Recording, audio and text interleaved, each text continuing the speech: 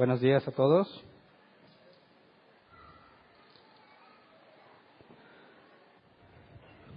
Hoy el domingo pasado les comenté que estábamos terminando nuestro estudio de la doctrina del hombre y el miércoles empezamos a estudiar el Evangelio.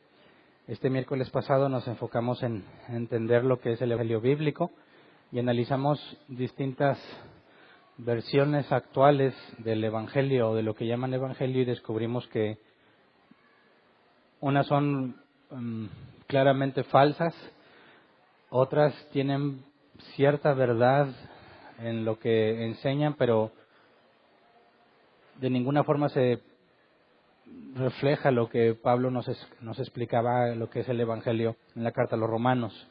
Entonces vimos, y a manera de resumen se los comento, respondimos a la pregunta de qué es el Evangelio bíblico y vimos la importancia de tener el Evangelio correcto. El apóstol Pablo hace una advertencia a los Gálatas diciéndoles que se sorprendía de la rapidez con la que se habían apartado del Evangelio verdadero. Y la importancia de entender que hay un solo Evangelio y que cuando alguien les predica un Evangelio diferente, no es que haya otro Evangelio, sino que se está tergiversando la verdad. Y Pablo dice que si aún un ángel del cielo les anunciara un Evangelio distinto al que ya recibieron, sea maldito, sea considerado maldito por Dios. Y Pablo dice, si aún uno de nosotros o un ángel, es decir, Pablo no estaba depositando absoluta confianza ni siquiera entre ellos al nivel de los apóstoles. Eso implica que tener el Evangelio correcto es algo fundamental. Y si no lo tienes, estás en riesgo de llevarte una enorme sorpresa el día en que Jesús venga y seas incluido entre aquellos que dice, en aquel día me dirán, Señor, Señor, en tu nombre hicimos esto y aquello. Así que es fundamental entender el Evangelio bíblico y lo resumimos de la siguiente forma. El Evangelio es hablar de Jesús, quién es Él y qué hizo. En pocas palabras dijimos que Jesús es el cumplimiento de las profecías, Jesús es el Mesías. Jesús es Dios encarnado, no es un maestro iluminado, no es un humano con conocimiento avanzado a su época. Jesús es Dios encarnado. 3. Jesús murió por nuestros pecados y resucitó por el poder de Dios. 4. Jesús es Señor. Y aquí es importante aclarar que muchos cristianos te piden que aceptes a Jesús como tu Señor y Salvador, y eso, bíblicamente hablando, es incorrecto.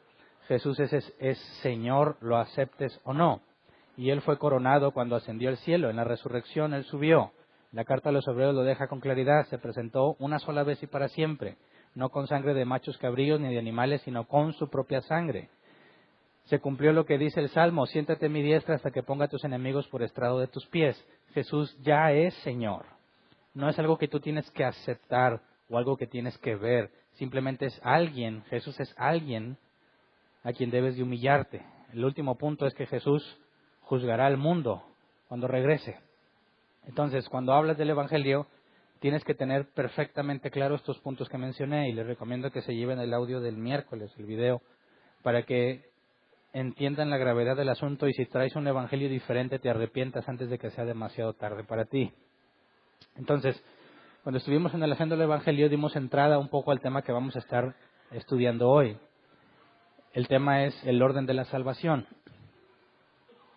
Y este tema tiene como objetivo aclarar lo que pasa cuando una persona escucha el Evangelio. Hay mucha confusión entre los cristianos en cuanto a lo que sucede cuando una persona reacciona al mensaje proclamado. De entrada, cuando el Evangelio que proclamaste no es el bíblico y una persona reacciona, ¿está buscando a Dios o está buscando lo que tú le dijiste que le darías? Vimos ejemplos, el tema pasado, de las promesas de sanidad, de prosperidad, de una vida mejor, etcétera, que están diseñadas para que las personas acepten. Y con la doctrina de que si haces una oración de fe vas a ser salvo, cosa que no está en la Biblia, ni puede ser soportada por la Escritura, le agregan esto, entonces generan una estrategia o método de evangelismo, según ellos, donde el objetivo es conseguir que la gente haga esa oración y están dispuestos a ofrecerles y prometerles lo que sea necesario con tal de que hagan esa oración. Así que tuvimos que aclarar estos puntos. Por ejemplo, vamos a Romanos 1:16.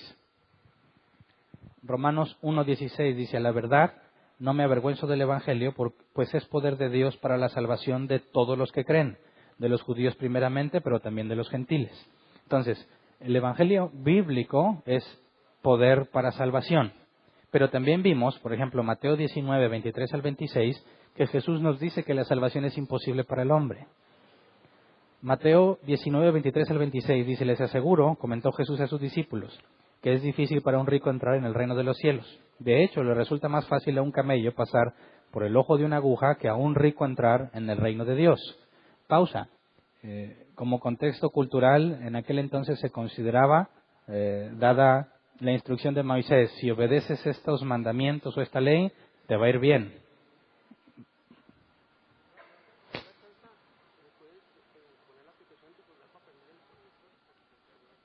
Ok. Me informan que hay problemas para prender el proyector y pues no pueden ver que yo realmente les esté leyendo la escritura, ¿verdad? Y no les voy a pedir que tengan fe ciega. Voy a tratar de prender el proyector. Y de paso les comento, es BenQ, ¿verdad? El proyector es BenQ, la marca. Ok. Porque Dios me ha dado un poder especial. Vamos a ver si ahí prende. Ya se compró el otro proyector nuevo, ¿eh? Gracias a Dios, a las personas que ofrendaron. En una semana llega y se va a estar instalando el nuevo proyector y ahora sí voy a experimentar un nivel de felicidad que nunca había experimentado. Porque les voy a poder traer imágenes que me he limitado en traerlas por el nivel de detalle que es imposible percibirlo en nuestro proyector. Entonces espero que haya aprendido, ¿no? Te paso el teléfono 2 veces ahí. Privilegios de los hijos de Dios, ¿eh? Bueno, cuando Jesús nos dice, en el caso del joven, bueno, de este hombre rico, que sabemos que se refiere al joven rico que aseguraba que había cumplido todo y que no le faltaba nada para heredar el reino de los cielos, y Jesús le pide que dé todo lo que tiene a los pobres y que lo siga, y el joven rico prefiere desistir de la invitación de Jesús y mejor mantener su riqueza, y Jesús les dice que es muy difícil o es casi imposible, según la versión que tú leas, de que un rico entre al reino de los cielos. El contexto es que si tú obedecías la ley de Moisés te iba a ir bien, si la desobedecías te iba a ir mal. Entonces esto lamentablemente desemboca en una idea de que si estás prosperado y bendecido es porque estás bien con Dios, y que si te está yendo mal en lo económico es porque estás en pecado o lejos de Dios, cosa que es totalmente absurda, sobre todo a la luz del Nuevo Testamento. ¿Qué tan bendecido era Pablo cuando lo apedrearon, lo azotaron, lo encarcelaron, lo dieron por muerto? ¿Qué tan bendecidos y prosperados eran los apóstoles? Gracias. Cuando murieron como mártires, con tal de no negar la fe. ¿Qué tan bendecido fue Esteban cuando murió apedreado por decirle la verdad al pueblo israelita? Entonces, en este contexto, la gente pensaba que un símbolo de una santidad o de una, digamos, altura moral o de ser una buena persona a los ojos de Dios era el dinero. Por eso cuando les dice, de hecho, le resulta más fácil a un camello, versículo 24, pasar por el ojo de una aguja que a un rico entrar en el reino de Dios. Al oír esto, los discípulos quedaron desconcertados y decían, en ese caso, ¿quién podrá salvarse?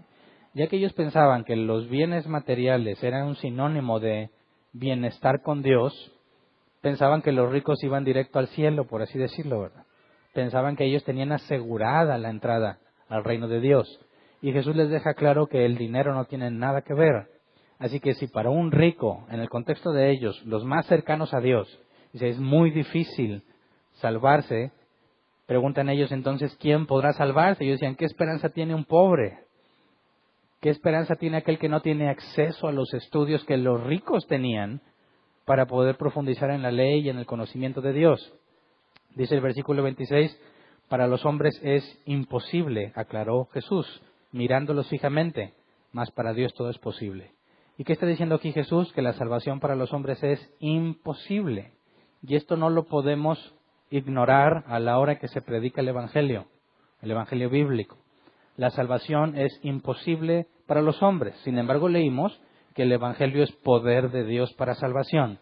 Entonces, ¿cómo entendemos que el Evangelio es poder para salvación, pero para el hombre es imposible salvarse? obviamente tenemos que profundizar y entender un poco más este asunto, porque cuando tú predicas el Evangelio, ¿qué esperas que pase con eso que predicaste? Asumiendo que tu Evangelio es bíblico, ¿verdad? ¿Qué esperas que suceda con la gente que lo oye? ¿Te predicaron el Evangelio bíblico a ti o no? La clase pasada analizamos el por qué hay gente que viene a los pies de Cristo a pesar de que le predicaron un falso Evangelio. Y dijimos que, dado que a Dios le agradó que por medio de la locura de la predicación el hombre alcanzase salvación, en medio de un evangelio totalmente pervertido, si llegan a mencionar la Escritura fielmente, ya sea que tenían el pasaje, te lo digan de memoria, es la palabra la que tiene poder. Y esa palabra es la que puede ser usada para que tú vengas, pero genera dudas.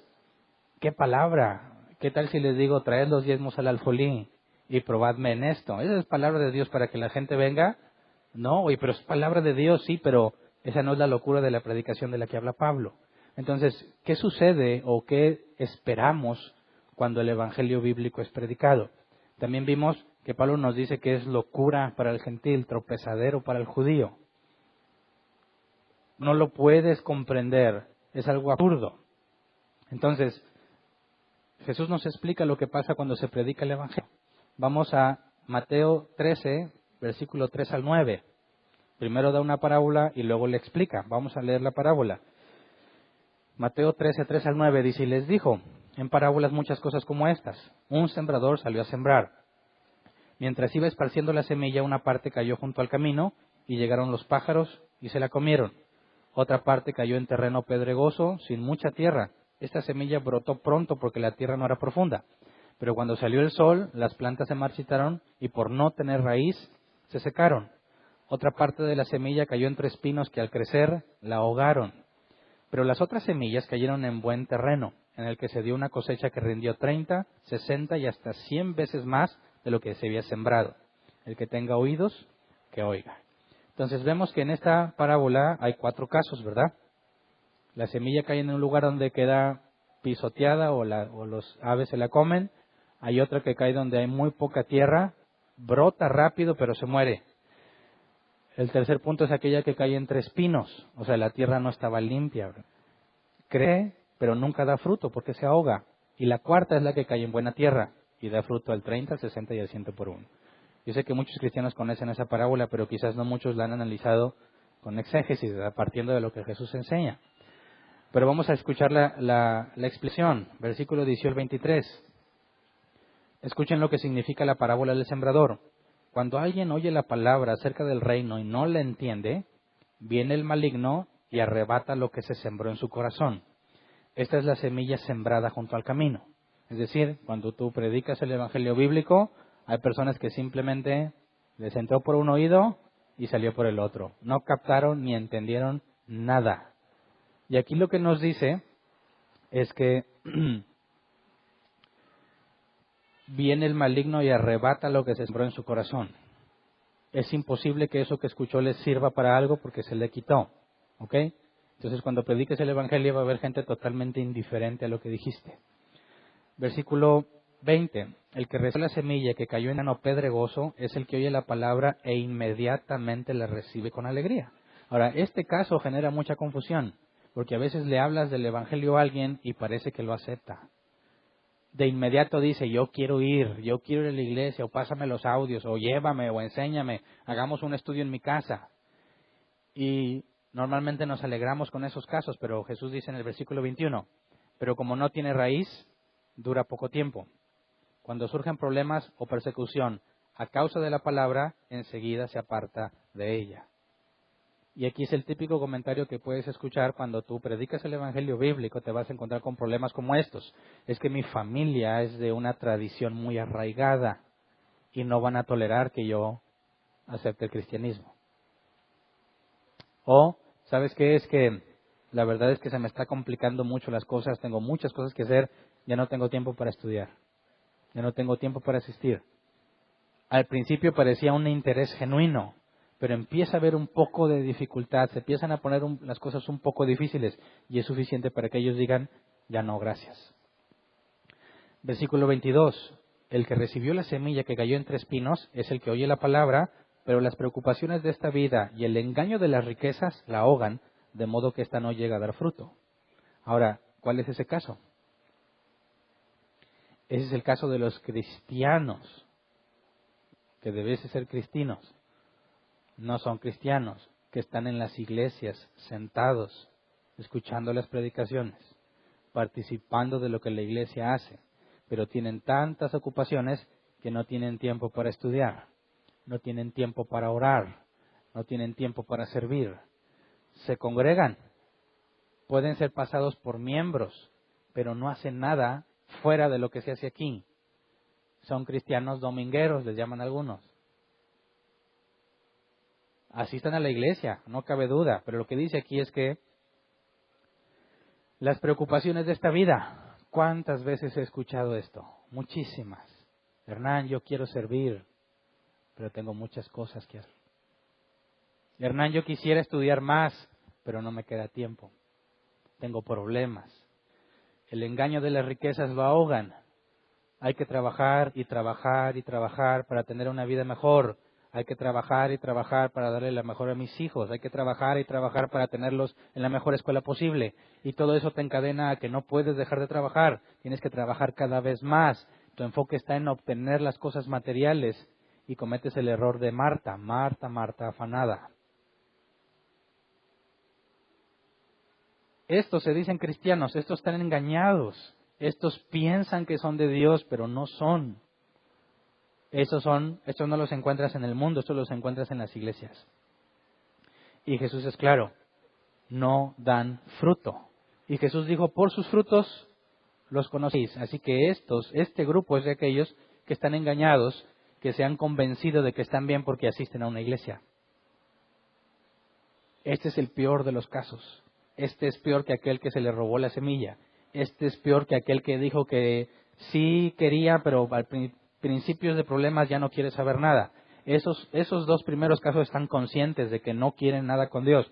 Este tercer caso piensa que está bien con Dios. Piensa que es salvo, pero no lo es. Versículo 23, pero el que recibió la semilla que cayó en buen terreno es el que oye la palabra y la entiende. Este sí produce una cosecha al 30, al 60 y hasta el 100 por uno. Y recordemos la parábola de los talentos o de las minas. Se te da algo para negociar. Si cuando regrese tu Señor y te pide cuentas y no produciste nada, vas a ser echado junto con los inútiles. No eres salvo. Fíjate bien que aquí en este cuarto caso Jesús hace una distinción muy particular. Es el que oye la palabra y la entiende.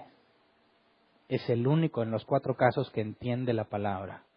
Y aquí la palabra entiende es el griego suniemi, que se traduce como entender, comprender, embonar las piezas, entender después de razonarlo. Así que fíjate bien cómo aquí el aceptar el Evangelio tiene que ver con un proceso intelectual también. No es algo emocional. No es que sentiste algo propiamente, decir es que yo sentí que me recorrió algo o sentí muy mal por lo que he hecho. Aquí Jesús es claro, entiende la palabra. Hay un proceso intelectual en aceptar y entender el Evangelio. Los cristianos tratan de convencer a todo mundo de que es algo emocional, que es algo que sentiste. Y las palabras de Jesús son muy claras. Tienes que entenderlo. Entenderlo. Y el hecho de que lo entiendas no implica que vas a sentir algo. ¿Me explico? Si hubo una predicación que captaste, entendiste perfectamente, pero no lloraste, no te caíste, no sentiste motivación para hacer algo, dices, no sé si fue Dios porque todo fue meramente intelectual. Mira lo que dice aquí Jesús. El que es buena tierra, entiende. Olvídate de las emociones en este caso. Las emociones no tienen nada que ver con el Evangelio. Tiene que ver con entender lo que Dios está diciendo. Ahora, esto genera un problema para lo que dijo Pablo. 1 Corintios 2:14, Reina Valera 60. 1 Corintios 2:14, pero el hombre natural no percibe las cosas que son del Espíritu de Dios, porque para él son locura, y no las puede entender, porque se han de discernir espiritualmente. Entonces, aquí hay un punto muy interesante. Jesús dijo que la persona, porque los cuatro caminos en los que el Evangelio se puede esparcir. Son 4 tipos de personas. Las que están en el camino no tienen nada de tierra. Las que tienen poca tierra. Las que tienen tierra pero rodeada de hierba y de espinos. Y los que son buena tierra. Sabemos que cuando un sembrador sale a sembrar, ¿dónde esparce su semilla? ¿La avienta así en el camino a ver si pega? ¿La avienta en lugares donde no hay mucha tierra? ¿La avienta donde no se trabajó la tierra? No. El sembrador que quiere recibir cosecha tiene que primero preparar la tierra. Y es lo que Jesús está diciendo. Los hombres tienen que ser una buena tierra, pero la tierra no se trabaja a sí misma. Y el apóstol Pablo nos dice, el hombre natural no puede percibir, no puede entender las cosas de Dios. La palabra aquí percibe es el griego dekomai, que se traduce como aceptar o recibir con interés. Con el interés de la persona, no interés económico. La persona que es natural no le interesa el Evangelio, no lo acepta. Cuando dice entender, aquí es ginosko, saber mediante experiencia personal. No lo puede experimentar. Si no lo puedes aceptar ni experimentar, nunca lo vas a entender. Nunca lo vas a entender. Aquellos que el Evangelio es poder para salvación son aquellos que entendieron. Pero un hombre natural no lo puede comprender. Entonces, agregado a lo que Jesús dijo, para los hombres es imposible la salvación. Y no la puedes entender, entonces, ¿cómo se salva la gente? ¿Cómo se salvan? El Evangelio comunica una orden. Esto también lo vimos el tema pasado. Hechos 17, 30 al 31. Hechos 17, 30 al 31 dice, pues bien, Dios pasó por alto aquellos tiempos de tal ignorancia, pero ahora manda a todos, en todas partes, que se arrepientan. Él ha fijado un día en que juzgará al mundo con justicia, por medio del hombre que ha designado. De ello ha dado pruebas a todos al levantarlo de entre los muertos. Y esto es el Evangelio, predicado a personas que no tienen ningún contexto de lo que la Biblia enseña. Si te fijas, hay una orden. La orden es que te arrepientas. ¿Y quién está dando esa orden? El Padre. ¿Por qué? Porque ha nombrado un juez, que es Jesús, que va a juzgar a todos. Y si no te humillas ante ese juez, vas a ser condenado. Así que, ¿qué hombre natural acudiría, después de entenderlo, acudiría a los pies de Cristo? Ninguno, porque para el hombre es imposible, porque no lo puede comprender. Así que la salvación no es un acto que tú realizas. No es algo que tú decidiste hacer y dices, oye, pero yo decidí ser cristiano. Claro que hay una decisión implicada en el asunto. Lo importante es determinar cuándo y cómo lo decidiste. Si para ti es imposible salvarte, si para ti es imposible entenderlo, ¿qué estás haciendo aquí? ¿Qué fue lo que pasó? Asumiendo que eres salvo. ¿Cómo es que te persuadiste? ¿Cómo es que dijiste, yo quiero ser cristiano? ¿Qué es lo que pasó? Porque lo que estamos leyendo es que es imposible para ti. Ahora, en la predicación del Evangelio y el mandato a arrepentirte, eso implica que tienes que venir a Cristo humillado. Tienes que humillarte y venir a Él. Veamos lo que dice Jesús en Juan 6, 37 al 40. Juan 6, 37 al 40 dice, todos los que el Padre me da vendrán a mí, y el que a mí viene no lo rechazo.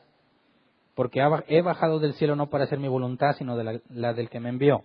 Y esta es la voluntad del que me envió, que yo no pierda nada de lo que Él me ha dado, sino que lo resucite en el día final. Porque la voluntad de mi Padre es que de todo el que reconozca al Hijo y crea en Él, tenga vida eterna, y yo lo resucitaré en el día final. Así que Jesús dice que el que viene a Él, Él no lo echa fuera, pero deja en claro que es el Padre quien lleva a Él a la gente, ¿verdad? Si el hombre natural no lo puede entender y no lo puede percibir, nunca va a ir. Pero Jesús dice que es el Padre quien le lleva a la gente. Versículo 44 y 45, ahí en Juan 6. Luego nos dice claramente, nadie puede venir a mí si no lo atrae el Padre que me envió, y yo lo resucitaré en el día final. En los profetas está escrito, a todos los instruirá Dios. En efecto, todo el que escucha al Padre y aprende de Él, viene a mí. Así que aquí vemos que la palabra atrae. Nadie puede venir a mí si no lo atrae el Padre. La palabra atrae es el griego helko, que se traduce como arrastrar, jalar o persuadir. Y aquí nos está dando luz muy importante en este asunto. El hombre natural no lo entiende, no lo puede percibir, no es una buena tierra, pero es el Padre quien arrastra las personas a Cristo. Entonces, cuando Jesús nos dice que el que es buena tierra entiende la palabra, sabemos que antes de que la entienda, tuvo que ser arrastrado por el Padre a Jesús. Y aquí tenemos un ejemplo en Cornelio. Cornelio se nos habla que era un varón justo, ¿verdad? Ofrendaba mucho y ayudaba a los judíos. Y Dios le pide algo en particular. Le dice a Cornelio, ve y traigan a Pedro, ¿verdad? Manda a traer a Pedro. Pedro, por su parte, Dios trata con él y le hace ver que esta idea de que los gentiles no son aceptados por Dios ya no aplica. Que lo que Dios ha limpiado nadie lo puede llamar impío o impuro. Así que Pedro va y les dice, ustedes saben que para mí es abominación estar en una casa con gentiles. Cornelio le dice, pues es que Dios nos dijo que te trajéramos, pero Dios no le dijo a Pedro para qué. Y mientras Pedro hablaba sobre lo que había pasado en Cristo, el Espíritu Santo viene sobre ellos. Y Pedro entiende que no nada más a los judíos, sino también a los gentiles les llegó el Evangelio. Pero dice el punto importante, Cornelio fue lleno del Espíritu Santo hasta que se le predicó el Evangelio. Pero antes de que se le predicara el Evangelio, Dios le dijo, trae a Pedro. Gracias a quien Cornelio encontró la salvación. A Dios, que orquestó todo para que Pedro le anunciara el Evangelio. ¿Me explico? ¿O fue Cornelio quien dijo, ya, yo soy salvo por todo lo bueno que he hecho? No, las palabras de Jesús son claras en este punto. Nadie viene a mí si no lo trae el Padre, y el Padre orquestó lo necesario para que Cornelio entendiera quién es Jesús. Versículo 64 al 65, ahí mismo en Juan 6. Dice, sin embargo, hay algunos de ustedes que no creen. Es que Jesús conocía desde el principio quiénes eran los que no creían y quién era el que iba a traicionarlo. Así que añadió, por esto les dije que nadie puede venir a mí a menos que se lo haya concedido el Padre. Así que además es un regalo. Se te concede ser llevado al conocimiento de Cristo. Y una vez que Cristo te es revelado, una vez que lo entiendes, entonces tienes el poder que el Evangelio da para salvación. Pero hubo un procedimiento previo a la decisión que tú tomaste. Eso es lo que vemos aquí con claridad.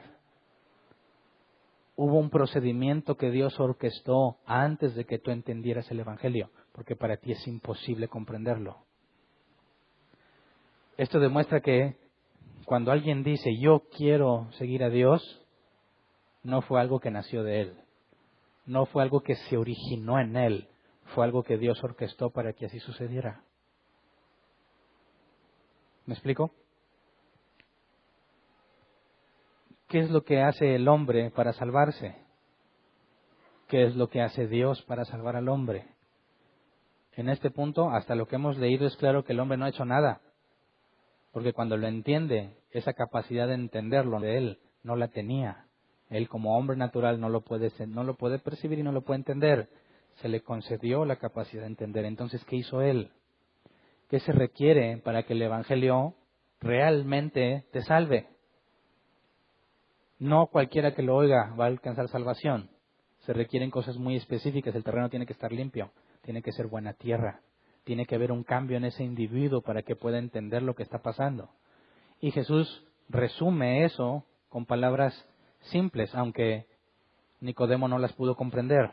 Vamos a Juan 3, versículo 1 al 10. Juan 3, 1 al 10 dice, había entre los fariseos un dirigente de los judíos llamado Nicodemo. Este fue de noche a visitar a Jesús. Rabí, le dijo, sabemos que eres un maestro que ha venido de parte de Dios porque nadie podría hacer las señales que tú haces si Dios no estuviera con él. De veras te aseguro que quien no nazca de nuevo no puede ver el reino de Dios, dijo Jesús. Y ahí donde yo me pregunto qué clase de plática es esa, ¿verdad? Este no era el tema, ¿verdad? Acá Nicodemo pues está empezando con la barbeada Oh, maestro, yo sé que nadie puede venir, espérame. Cuando dice, sabemos que eres un maestro, él tuvo que haber sido más específico porque las personas que eran dirigentes no creían que Jesús viniera de parte de Dios. Nicodemo tuvo que ser más específico y quizás decir, yo creo que vienes de Dios, pero sin embargo lo busca de noche, donde nadie se dé cuenta que lo está buscando. Así que Nicodemo trae algo entre manos, no es abierto, no es transparente en sus intenciones. Hay algo que le interesa saber acerca de Cristo, pero parece que le da vergüenza que los demás lo vean. Así que Jesús de inmediato le dice, de veras te aseguro que quien no nazca de nuevo no puede ver el reino de Dios. Así que sí, cuando se predica el Evangelio y una persona tiene que entenderlo para que haya salvación en él, ¿qué tuvo que haber pasado antes? Tú no puedes ser salvo, no puedes entender el Evangelio si no naces de nuevo. Dice versículo 4, ¿cómo puede uno nacer de nuevo siendo ya viejo?, preguntó Nicodemo. ¿Acaso puede entrar por segunda vez en el vientre de su madre y volver a nacer? Nicodemo está haciendo un ad absurdum. Está tratando de probarle a Jesús que es ilógico lo que acaba de decir. Versículo 5, yo te aseguro que quien no nazca del agua y del Espíritu no puede entrar en el reino de Dios, respondió Jesús. Lo que nace del cuerpo es cuerpo, lo que nace del Espíritu es Espíritu. No te sorprendas que te haya dicho tienes que nacer de nuevo. El viento sopla por donde quiere y lo oyes silbar aunque no sabes, aunque ignoras de dónde viene y a dónde va. Lo mismo pasa con todo el que nace del Espíritu.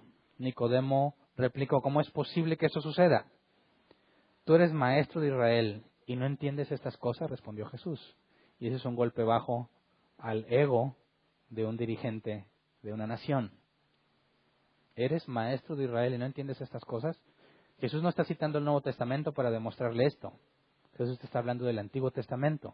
Cuando dice que tienes que nacer del agua y del Espíritu, vamos a ver a qué se refería Ezequiel 36, 25 y 27. Le está hablando un maestro experto en la ley. Para dirigir a la nación israelita tienes que ser experto en la ley. Jesús no le está hablando del nuevo nacimiento como algo propio del Nuevo Testamento o como información nueva. Le está hablando a alguien en términos del Antiguo Testamento. Ezequiel 36, 25 al 27. Los rociaré con agua pura y quedarán purificados. Los limpiaré de todas sus impurezas e idolatrías. Les daré un nuevo corazón y les infundiré un espíritu nuevo. Les quitaré ese corazón de piedra que ahora tienen y les pondré un corazón de carne. Infundiré mi espíritu en ustedes y haré que sigan mis preceptos y obedezcan mis leyes. Eso es lo que Jesús le dice a Nicodemo. Esto es el nuevo nacimiento. Cuando aquí ves que les dice, versículo 26, les daré un nuevo corazón, en nuestro idioma relacionamos el corazón con los sentimientos y las emociones, ¿verdad? En hebreo la palabra corazón es mente, voluntad. Cuando aquí está diciendo, les daré un nuevo corazón, ¿a qué se refiere? ¿A que vas a sentir algo bonito? ¿Algo mejor, corregido y aumentado? No, a que vas a comprender. ¿Qué fue lo que Jesús dijo? La buena tierra entiende el mensaje. Así que esto está desde el Antiguo Testamento, esto es una promesa en Ezequiel, es algo que Dios dijo que iba a hacer. Y Jesús le está diciendo a Nicodemo, esto es lo que se está cumpliendo. Tienes que nacer del agua y del Espíritu. El agua, en este contexto, te va a limpiar y te va a dejar puro. El Espíritu, dice, infundiré mi Espíritu en ustedes. Y el nuevo corazón es lo que Jesús explicó en cuanto a la parábola del sembrador. Entendimiento que no tienes. Así que cuando Nicodemo le dice, ¿cómo es posible que esto suceda? Y Jesús le dice, eres tu maestro y no sabes esto. Dices, en nuestras palabras diría, ¿qué oso contigo, Nicodemo? ¿Qué onda con Ezequiel 36? ¿Eres maestro de la ley o no? ¿Cómo es que se te escapa esto? Ahora, pero no lo dejas sin respuesta. Vamos a Juan 3, 16 al 18. Todos se saben Juan 3, 16, ¿verdad? Pero no en el contexto correcto. Juan 3, 16 al 18. Porque tanto amó Dios al mundo que dio a su Hijo unigénito para que todo el que cree en Él no se pierda, sino que tenga vida eterna. Pausa. Dicen, ya ves, aquí dice que es para todos. No es cierto. ¿De qué está hablando el contexto? Del nuevo nacimiento. ¿Verdad? Todo el que nazca de nuevo se va a salvar, pero no todos nacen de nuevo. Jesús ya lo dijo, hay 4 tipos. Los que lo ignoran, los que lo aceptan pero ante los problemas desisten, los que piensan que son pero nunca dieron fruto, y los que realmente nacieron de nuevo, los que entienden. ¿Y qué es lo que dice aquí? De tal manera amó Dios al mundo que dio a su Hijo unigénito para que todo aquel que en él cree no se pierda, sino que tenga vida eterna. Dios no envió a su Hijo al mundo para condenar al mundo, sino para salvarlo por medio de él. El que cree en él no es condenado, pero el que no cree ya está condenado por no haber creído en el nombre del Hijo unigénito de Dios. Y aquí está claro en el versículo 18 que hay personas condenadas y no condenadas. Así que no es todo el mundo. Y esta es la respuesta. Nicodemo dice, ¿cómo puede ser posible el nuevo nacimiento? Jesús le dice, yo soy quien lo hace posible. De tal manera amó Dios al mundo que me envió. Y por mi obra, ustedes pueden nacer de nuevo. Este verso que tanto usan para justificar que todo el mundo puede recibirlo, es la respuesta a Nicodemo para que entienda el nuevo nacimiento. ¿Me explico?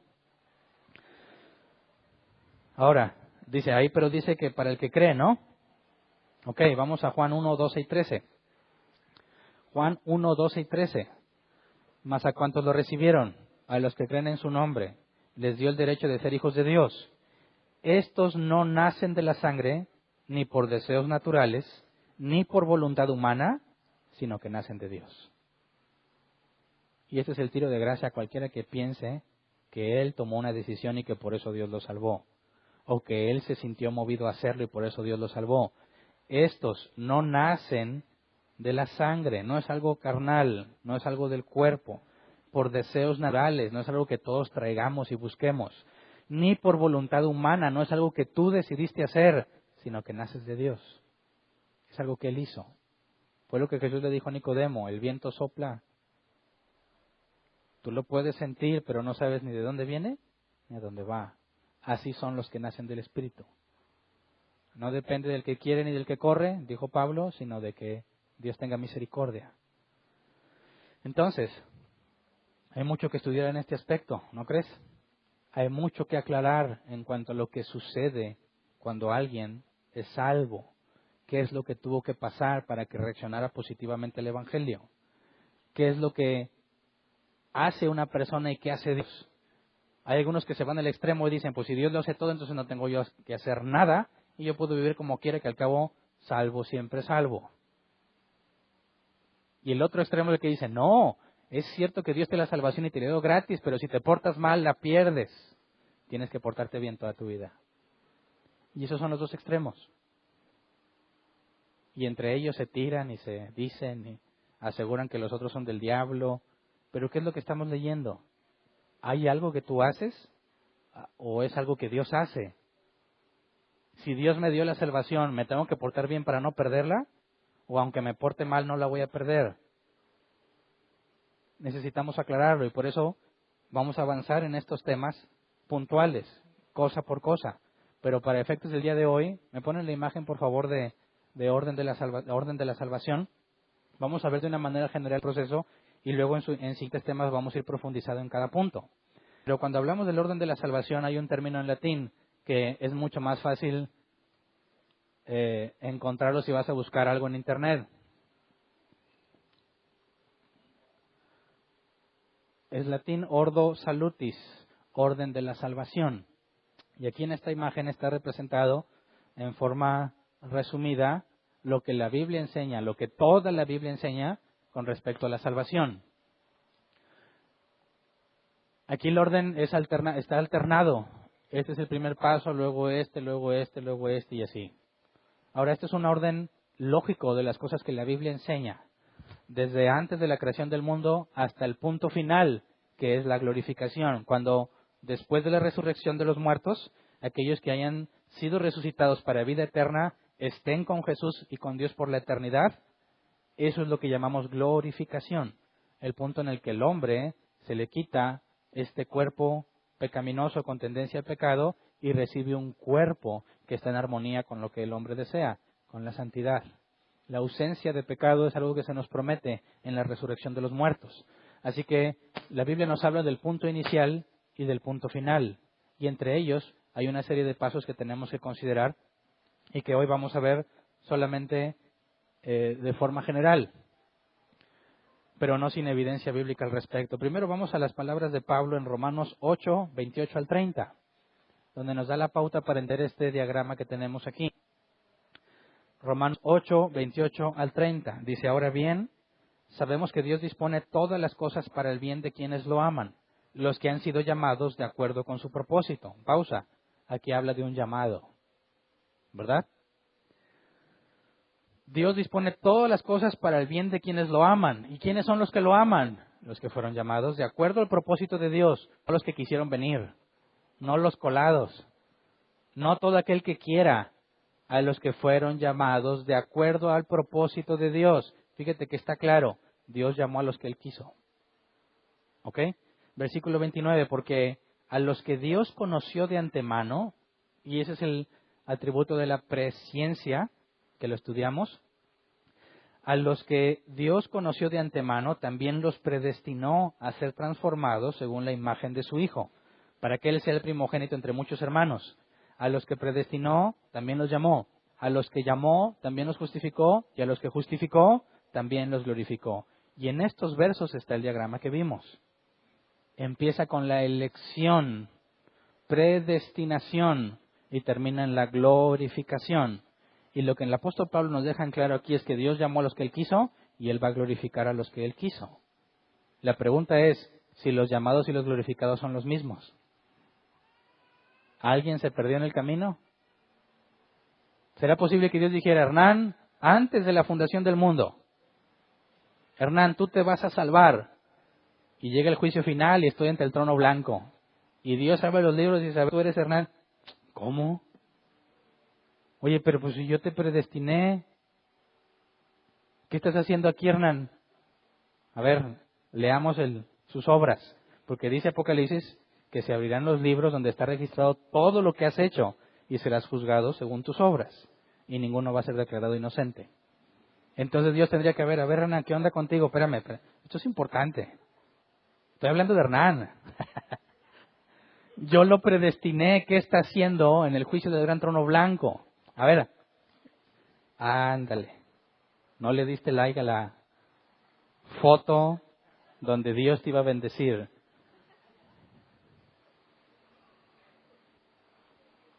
¿No oraste por fulano en la cadena que se hizo en Facebook? ¿No escuchaste las predicaciones? Podría encontrar muchísimas cosas y decir, Dios, ¿sabes qué, Hernán? Se me fue, mi intención era salvarte, pero tú la arruinaste. Ni modo, al infierno. ¿Cómo es posible que un Dios que es omnisciente no haya tenido el conocimiento para determinar, desde antes de la fundación del mundo, quién se va a salvar y quién no? ¿Cómo es posible que Dios, desde antes de la fundación del mundo, donde no hay tiempo, dijera, Hernán se va a salvar y le fallara? ¿A qué clase de Dios le faltó poder para salvar a quien Él eligió? Si la salvación, como vimos, es imposible para el hombre y es Dios quien te hace nacer de nuevo, una vez que naciste de nuevo, ¿puedes desnacer? No. Entonces es muy importante partir de estos versículos donde nos habla que de inicio a fin Dios está haciendo algo. Pero eso no implica que tú no tienes nada que hacer. Lo importante es entender en qué parte es donde tú haces algo y en qué partes no hiciste nada. Así que veamos brevemente cada uno de los puntos. Empieza con la elección, ¿verdad? Efesios 1:4. Dios nos escogió en Él antes de la creación del mundo, para que seamos santos y sin mancha delante de Él en amor. Así que aquí es muy claro que hay una elección. Dios escogió antes de la acción del mundo. Y aquí hay mucho que profundizar y lo haremos más adelante. ¿Se basó en el conocimiento de lo que tú ibas a hacer o se basó en una decisión que Él tomó? ¿Consideró la caída o no la consideró? Es decir, Dios dijo, voy a salvar a estas personas y voy a condenar a otras. Y para que se condenen voy a traer la caída para Adán y Eva. O sea que Dios es el autor de la condenación de la gente. Dios orquestó todo para que ellos se condenaran. O Dios dijo, como lo estudiamos en la caída, hago criaturas con libertad de elegir. Requisito mínimo indispensable para que haya amor, ya que no puedes amar si es tu única opción. Para amar a alguien tienes que tener una alternativa, ¿verdad?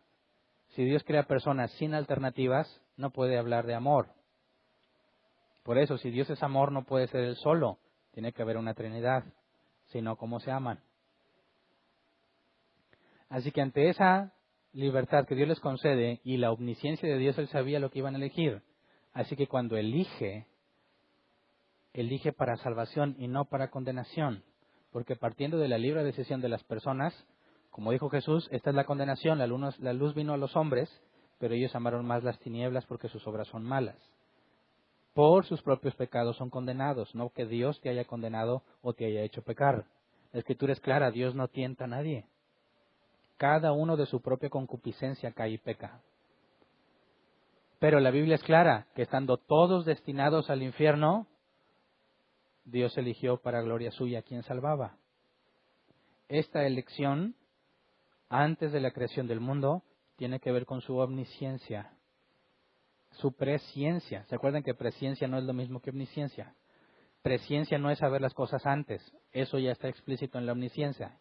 La omnisciencia es saber pasado, presente, futuro. ¿Qué pasó? ¿Qué pasa? ¿Qué va a pasar? Incluso qué pasaría. Ya leímos el pasaje donde dice, si en Sodoma y Gomorra se hubiesen hecho los milagros que se hacen entre ustedes, la cosa hubiera sido muy distinta. Dios conoce lo que fue, lo que es, lo que será y lo que hubiese sido. Entonces, cuando hablamos de presciencia, ¿de qué nos habla?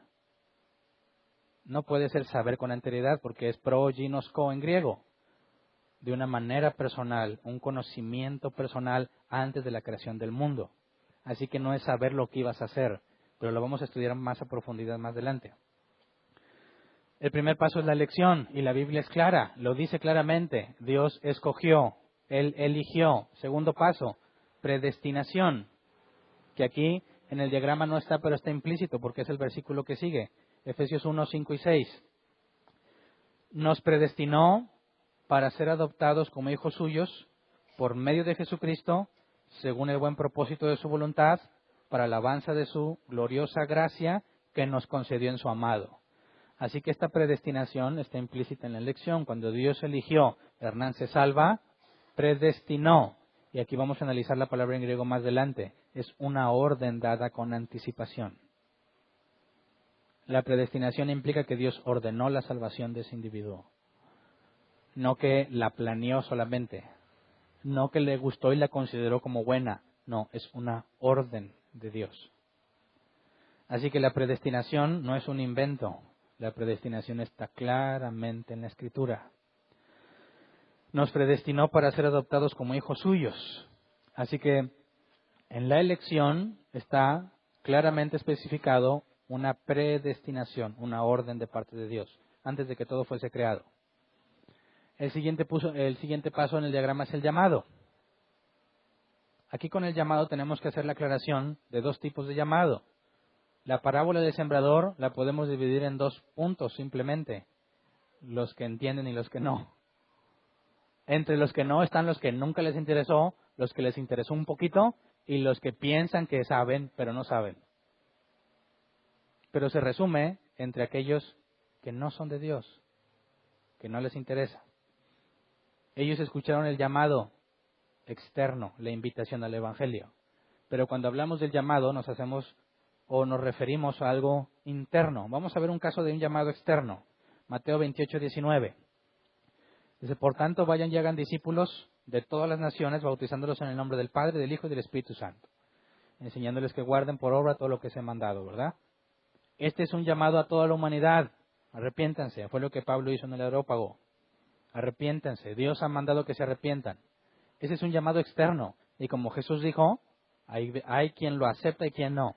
Hay quien lo entiende y quien no. Este llamado es rechazable, ¿verdad? ¿A cuánto les has predicado el Evangelio y no les interesa? Ese no es el llamado al que hacemos referencia. El llamado al que se refiere este punto es el que dice en Juan 6:44. Juan 6:44, nadie puede venir a mí si no lo atrae el Padre que me envió y yo lo resistiré en el día final. ¿Se acuerdan que la palabra atrae es arrastrar, o jalar, o persuadir. Ese es el llamado que dice aquí la Escritura. Los llamados son aquellos que por distintas circunstancias Dios los trajo. Ahora, no fue en contra de su voluntad. En ningún momento Dios te forzó a estar con Él. Cuando hablamos de este llamado interno, nos referimos a eso que dentro de ti te movía a buscar a Dios. En algunos son una enfermedad. Muchos conocen a Dios en medio de una enfermedad, de ellos o de un familiar, uno de sus hijos. Ellos dicen, estoy desesperado, necesito ayuda. Alguien les habla del Evangelio y dice, yo quiero eso. Explícame más, pero su interés primero no es Dios, porque no lo conocen.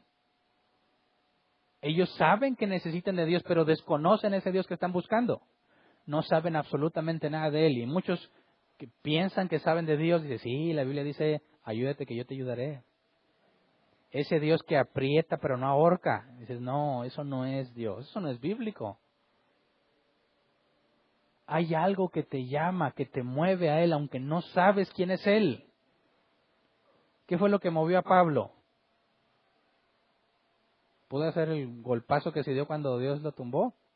Rumbo a Damasco se le aparece Jesús y lo tumba. ¿Quién eres, Señor? Yo soy Jesús a quien tú persigues. Y después le dijo, ¿qué quieres que haga, Señor? Y esa es una humillación. El Saulo de Tarso, que perseguía a Jesús, ahora le llama Curios, la palabra en griega Señor, lo que representa al amo, al que posee a un esclavo. ¿Cuál fue el medio que Dios usó para que Saulo viniera al conocimiento de Cristo? Una aparición repentina, inesperada, que lo deja ciego. Bueno, ¿a cuánto les pasó eso? No, pues iba rumbo al trabajo en la ruta X. Donde me bajé me tumbó y quedé ciego 3 días. Pero ¿cuántos conocieron a Dios en medio de una dificultad? ¿Cuántos conocieron a Dios por medio de un milagro? Ese es mi caso. Yo era ateo, orgulloso de mi ateísmo, y me burlaba de mi mamá que iba a la iglesia, y aquí está mi mamá. Para mí era absurdo los cristianos, es lo más absurdo que podía ser. Pero cuando vi a mi hermana desahuciada con leucemia, sanada totalmente por Dios, algo en mí me dijo, necesito saber quién es ese Dios. Porque jamás pensé experimentar algo así. No en mi vida, sino en la vida de mi hermana. Y tuve una ardiente necesidad de saber quién es ese Dios que tiene poder para sanar el cáncer. Yo ni siquiera le pedí a Dios que la sanara. Estoy seguro que mi mamá sí. Yo la daba por muerta a mi hermana. Pero Dios me mostró un poder que yo desconocía.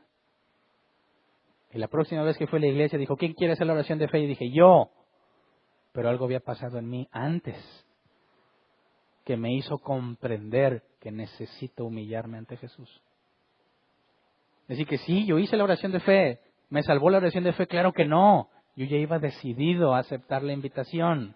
Algo ya me había transformado previamente. Algo me había hecho entender que hay un Dios que tiene todo el poder y que yo estaba totalmente equivocado en mi ateísmo. Ese fue el llamado en mi caso. ¿Me obligó? No. Me dio suficiente evidencia para querer indagar más sobre él. Y cuando escuché el Evangelio, que ya lo había escuchado muchas veces, algo en mí me hizo entender que necesitaba humillarme ante él. Ese es el llamado al cual nos referimos. No el decirle a alguien, ven a Cristo. ¿Qué clase de llamado es ese? Pues hay quienes lo quieren y hay quienes no. No, es lo que Dios usó para arrastrarte, para llevarte, porque tú no querías nada con Él. Tú estabas feliz en tus pecados y en tus delitos. Claro que te hacían sufrir tus pecados y tus delitos, pero no estabas dispuesto a cambiarlos por nada. Así que hubo algo en ti que te hizo ir a los pies de Cristo. Y Jesús dijo, todo el que es instruido por el Padre vendrá a mí, y el que a mí viene, yo no lo echo fuera. Así que antes de que tú digas, yo quiero a Jesús y lo reconozco como Señor y Salvador, Jesús es claro, primero te enseñó eso el Padre y te trajo a Cristo, para que ante esa revelación, como el caso de Cornelio, experimentaras el nuevo nacimiento. El llamado es la obra que Dios hace, muy particular en cada uno de los que Él ha elegido, para traerlos al conocimiento de quién es Cristo. Después del llamado tenemos la regeneración. ¿Qué es la regeneración? Lo acabamos de leer, Juan 3:3. De veras te aseguro que quien no nazca de nuevo no puede ver el reino de Dios, dijo Jesús. Tito 3:5. Él nos salvó, no por nuestras propias obras de justicia, sino por su misericordia. Nos salvó mediante el lavamiento de la regeneración y de la renovación por el Espíritu Santo.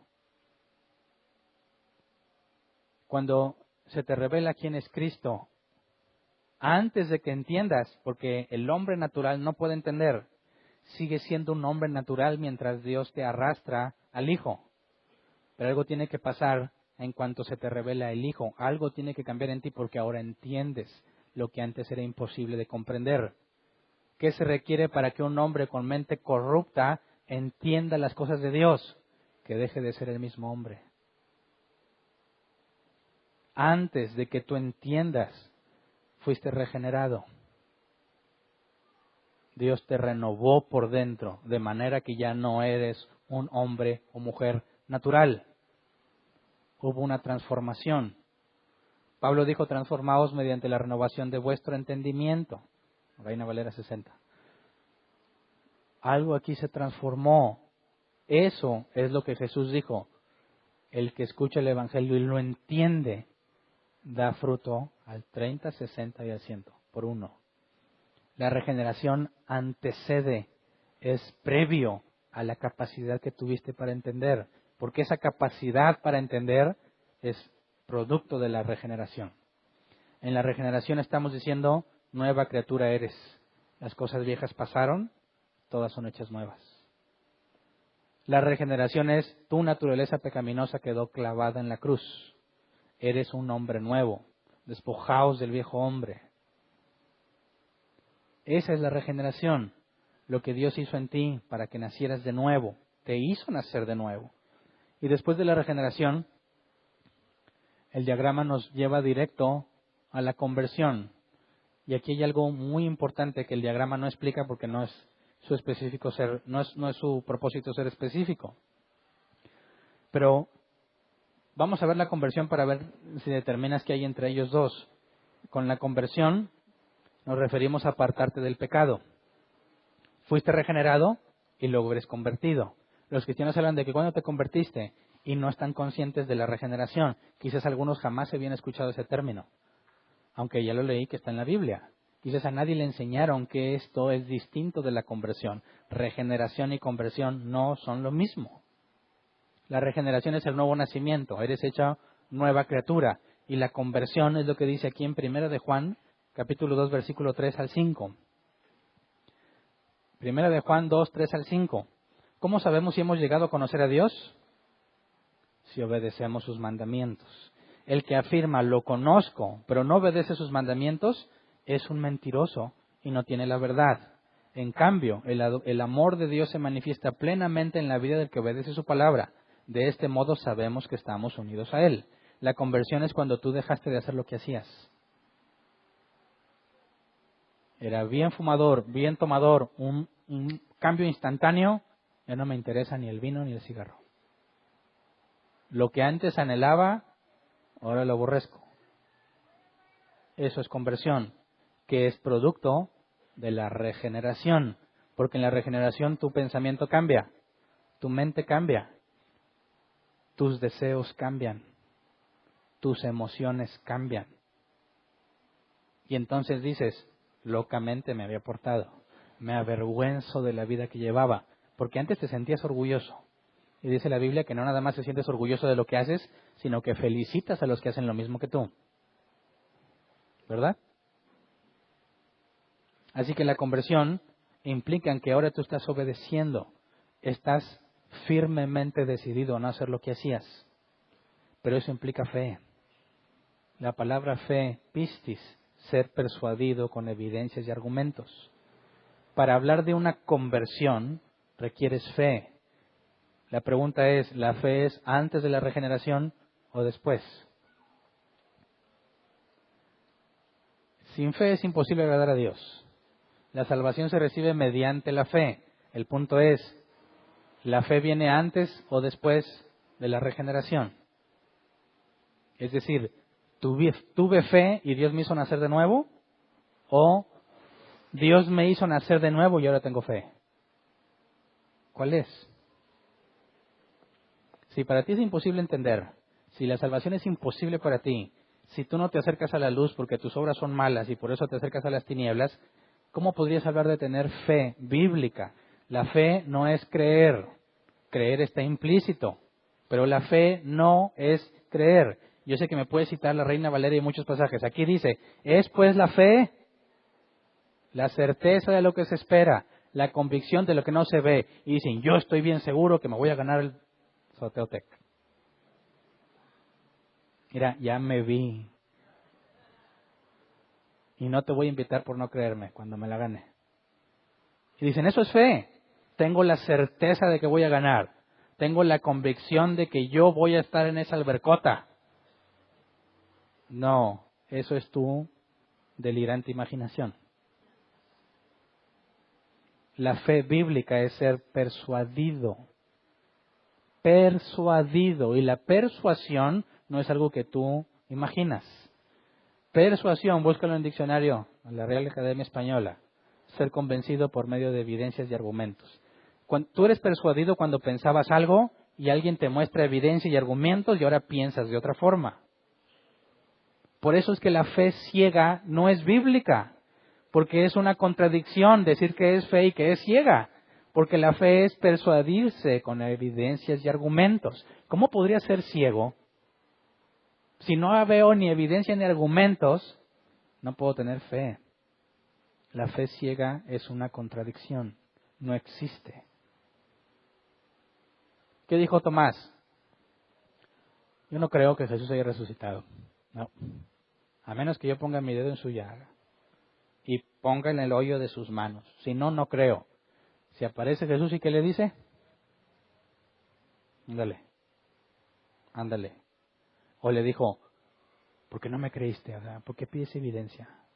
No le dijo, aquí está tu evidencia. ¿Quieres convencerte? Aquí está la evidencia. Hazlo. Le negó, se enojó por él. ¿Por qué? ¿Por qué pides evidencia, Tomás? Le dio la evidencia. Cuando Jesús resucitó se apareció a varios, ¿verdad? A Cefas, a Santiago, a un grupo de los discípulos y a más de 500 hermanos a la vez. ¿Por qué? Si la fe fuese ciega, tú tendrías que decir, mira, el cuerpo no está y créelo. Créelo que resucitó. Tú créelo. No, Jesús dijo, aquí estoy. Resucité. Evidencia para que tengas fe en Él. Por eso la mejor forma de traducir la palabra fe bíblica no es creer, sino confianza. Confianza. Un hombre natural no confía en Dios, no quiere saber nada de Dios. ¿Qué se requiere para que el hombre natural ahora tenga confianza en Dios? Evidencia. ¿Cuál es la evidencia? La regeneración. No soy el mismo. Algo cambió en mí, por eso confío en Dios. ¿Me explico? Es muy distinto decir, tú haces esta oración de fe, oración de fe. No tienes que ver nada, no tienes que sentir nada. Haz esta oración de fe y eres salvo. Qué absurdo. Totalmente absurdo y opuesto a lo que la Biblia enseña. Una fe no puede desencadenar el nuevo nacimiento. El que nació de nuevo puede aceptar hacer la oración de fe. Pero esa oración de fe no tuvo ninguna relevancia en la salvación. Entonces, en la regeneración, antes de la conversión, hay fe. Se obtiene la evidencia. Efesios 2, 8 al 9. Porque por gracia ustedes han sido salvados mediante la fe. Esto no procede de ustedes, sino que es el regalo de Dios. No por obras, para que nadie se jacte. Entonces, cuando eres regenerado, es cuando tienes fe. Y entonces entiendes el mensaje del Evangelio. Y lo recibes con fe porque fuiste convertido. Oye, pero pues todavía no sé si sigo pecando o no. Es que eso es algo que de forma instantánea sabes. Quien ha nacido de nuevo me entiende a la perfección. Sabes que no eres el mismo. Y sabes que la gente dice que ya no eres el mismo. No tengo que luchar por convencerlos. Es más, al principio luchaba para que no se dieran cuenta que yo no era el mismo. Hernán, tú estás diferente. ¿Cómo crees? Que me da vergüencilla. No eres el mismo. Y yo quería hablar con mi folclore, característico de casi todos los regiomontanos, y ya no podía. Me sentía muy mal y me di cuenta del poco vocabulario que tenía. Quería decir una frase y ¿cómo la digo sin todo el folclore que uso? Me di cuenta que tenía las palabras elementales quizás de un niño de kinder. Mesa, doctor.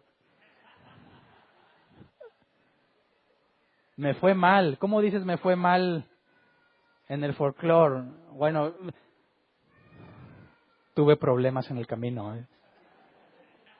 ¿Qué te pasa, Hernán? ¿Qué te hicieron? Algo cambió en mí totalmente y no fui el único que lo sabía. Los que estaban cercanos a mí decían, tú no eres el mismo. Esa es la conversión. Ya no puedes hacer lo que antes hacías y gozarte de eso. No puedes alegrarte con los que lo hacen. Las amistades empiezan a hacer algo que incomoda, porque su vocabulario y su comportamiento ahora me molesta cuando yo era igual a ellos. Eso es lo que nos hace empezar a confiar en Dios. Algo hizo en mí. Yo no se lo pedí. Yo simplemente quería saber de Él y algo hizo en mi vida. Y eso no se puede deshacer. Así que cuando hablas de la regeneración, tienes fe. Hablas de la conversión. En el diagrama sigue la justificación. ¿Qué es eso? Romanos 3, 21 al 24. Pero ahora, sin la mediación de la ley, se ha manifestado la justicia de Dios, de la que dan testimonio la ley y los profetas. Esta justicia de Dios llega mediante la fe en Jesucristo a todos los que creen. De hecho, no hay distinción, pues todos han pecado y están privados de la gloria de Dios. Pero por su gracia son justificados gratuitamente mediante la redención que Cristo Jesús efectuó. Cuando hablamos de la justificación, habla de que Dios ya no ve tus obras, sino que pone las obras de Cristo en ti. Eres uno en Cristo. Eso implica que los pecados que habías cometido fueron imputados a Cristo, que los venció en el madero. Y la justicia de Cristo que tú no tienes fue imputada a ti. Ahora tú eres igual a Cristo en el sentido de la justicia, porque Dios decide verte gratuitamente de esa forma. Así que no es algo que tú hiciste, es algo que Dios te regaló. Dijo Hernán, desde antes de la fundación del mundo este día estaba predestinado para ti. El cáncer que experimentó tu hermana no era para la destrucción de ella ni de ustedes, era para que me conocieran. Dios dejó que mi hermana se enfermara con distintos propósitos y uno de ellos es que yo conociera a Dios. Y ese día que yo supe de ese milagro, Dios me hizo nacer de nuevo. Me dio fe. Experimenté la conversión y me dijo, tú eres justo por la obra de Cristo. Ahora, la carta a los Hebreos dice que Jesús pagó una sola vez y para siempre. ¿Eso implica que mis pecados pasados fueron perdonados? O sea, antes de ese día, ¿mis pecados fueron perdonados? Sí. ¿Los de ese día? También. ¿Qué me dices de los futuros? No, espérate, hermano. Esos no. Esos van por cuenta tuya. Eso es lo que normalmente los cristianos enseñan. Tienes que portarte bien o si no pierdes tu salvación. Oye, pero no que Cristo ya pagó una sola vez y para siempre. Los de antes y los de ese día. Pero de ahí en adelante es por cuenta tuya. ¿Cuántos pecados se requieren para ser condenado? 1. ¿Cuántos llevas de ese día a hoy? ¿De dónde sacas la idea de que estás cuidando tu salvación? No tiene sentido, sin embargo, es lo que la mayoría de los cristianos creen. Dios perdonó los pecados pasados, presentes y futuros. Ahora, ¿yo puedo vivir como quiera entonces? ¿Al cabo Dios me perdonó? No, vamos a llegar a ese punto. Pero después de la justificación en la que soy gratuitamente declarado justo por lo que Cristo logró, tenemos la adopción. Ahora soy hijo de Dios. Eso es la adopción. Juan 1:12, más a cuantos lo recibieron, a los que creen en su nombre, les dio el derecho de ser hijos de Dios. Es ese punto en el que soy hijo de Dios, no antes. Dicen, todos somos hermanos porque todos somos hijos de Dios. No. Bíblicamente hablando, no. Jesús fue claro, ustedes son hijos de vuestro padre el diablo, porque quieren hacer lo que él quiere hacer. Y se lo dijo a los hombres más santos en todo el mundo. Ustedes son hijos de su padre el diablo, así que no todos son hijos de Dios. Hijos de Dios son los que nacieron de nuevo, los que fueron adoptados. Una vez que tienes la justicia de Cristo, Dios dice, ahora eres hijo mío. Somos hermanos de Cristo, coherederos, gratuitamente, ¿verdad? Ahora sí viene el punto interesante. Después de la adopción, ¿qué sigue? Santificación. Este es el punto en que esclarece qué haces tú. Hasta aquí, hasta antes de la santificación, ¿qué ha hecho el hombre para salvarse? Nada. Absolutamente nada. Pero hay un factor interesante que debemos considerar. Hay partes en ese diagrama que implican un periodo de tiempo y hay otros que son instantáneos. Antes del tiempo, en ese mapa, ¿qué sucedió para la salvación de un hombre y de todos los que se van a salvar? Antes de la fundación del mundo, Dios eligió y predestinó, ¿verdad?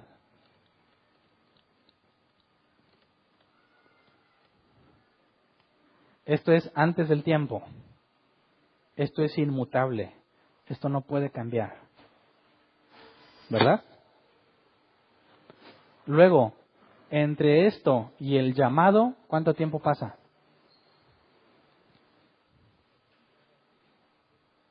Yo tomé una decisión pública donde me congregaba de seguir a Cristo, aunque había pasado en mí antes. El día en que yo públicamente lo decidí fue el 6 de octubre de 1996, por ahí de las 11:30 de la mañana. Desde antes del tiempo hasta el 6 de octubre del 96, ¿cuánto tiempo pasó? Bueno, ya depende si eres de los que piensan que hay millones de años o que son alrededor de 6,000 años, según las cronologías bíblicas, pero no nos metamos en problema. Entre esto y el llamado, hay un periodo de tiempo, ¿verdad? Que depende de cada persona. ¿Cuánto tiempo pasó desde la eternidad, antes de todas las cosas, hasta que Enoc fue regenerado? Enoc caminó con Dios y Dios se lo llevó para que no hubiera muerte. No puedes entrar al reino de los cielos a menos que nazcas de nuevo. ¿Enoc nació de nuevo? ¿Sí? Bueno, en el caso de Enoc fue mucho más breve que en mi caso. Pero el periodo de tiempo entre esto y el llamado, el interno, lo que Dios hizo para traerte a los pies de Cristo, este es un periodo de tiempo indefinido que es único para cada individuo, ¿verdad? Ahora, este llamado puede tomar varios días, quizás meses, semanas, un proceso en el que empiezas a buscar de Dios, en el que empieza a interesarte lo que Dios es, en el que le preguntes a alguien, oye, ¿qué onda? No, pues yo te invito allá con mis amigos, no sé, cualquier religión que tú quieras. Y vas y nunca te dijeron nada bíblico y tú sigues sin entender. Sigues buscando, algo te mueve a buscar otro lugar porque ahí no estás encontrando eso que necesitas. Y empieza un proceso que para algunos puede ser muy breve y para otros puede tomar más tiempo. Pero después del llamado sigue la regeneración,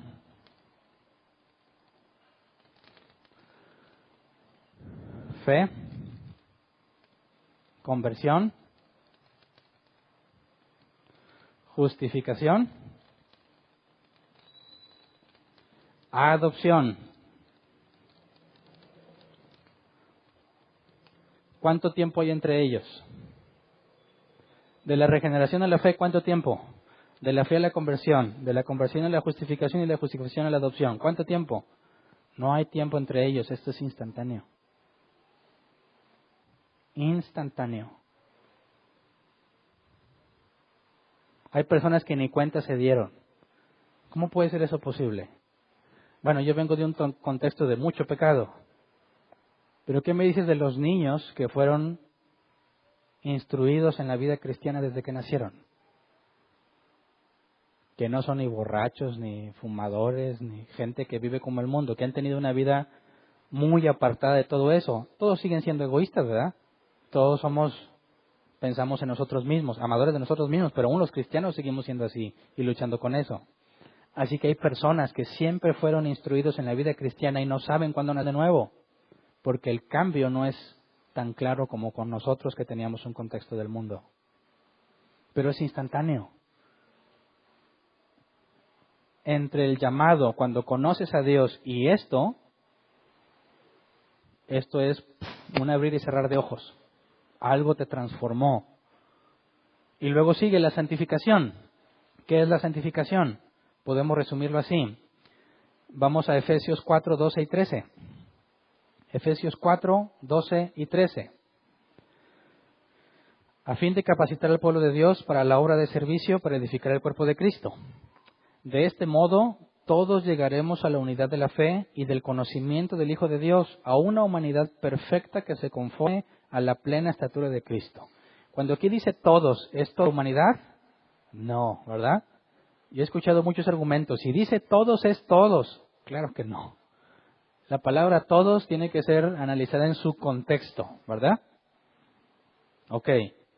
De este modo todos llegaremos a la unidad de la fe. Ese todos es la iglesia de Cristo, que pone a trabajar sus dones para el beneficio de los demás. Los dones que Dios te dio tienen el fin de capacitar al pueblo de Dios para la obra de servicio, para edificar el cuerpo de Cristo. Y entonces hay un proceso en el que asegura que todos llegaremos a la estatura de Cristo. Todos, ninguno va a quedarse sin alcanzarlo. Esa es la santidad, parecerme a Cristo. ¿Qué tan santo eres? La palabra santidad, griego agios, apartado para, distinto de, fuiste apartado para Dios. Si fuiste apartado para Dios, te debes parecer cada vez más a Él. Pero Dios trata de formas distintas con nosotros, ¿verdad? Yo avanzo bien rápido y otros no. No te creas. Algunos maduran muy rápido, otros no, dicen tengo 20 años en el Evangelio y sigue siendo un niñote. Y hay personas que con un año sobrepasan por mucho a los que tienen 20 años. En la carta de los Hebreos lo dice el autor claramente, debiendo ser ya maestros, aún son como niños. Se esperaría que avanzaras, pero no avanzaste. Puede ser negligencia tuya. En la santidad, ¿hay algo que tú hagas?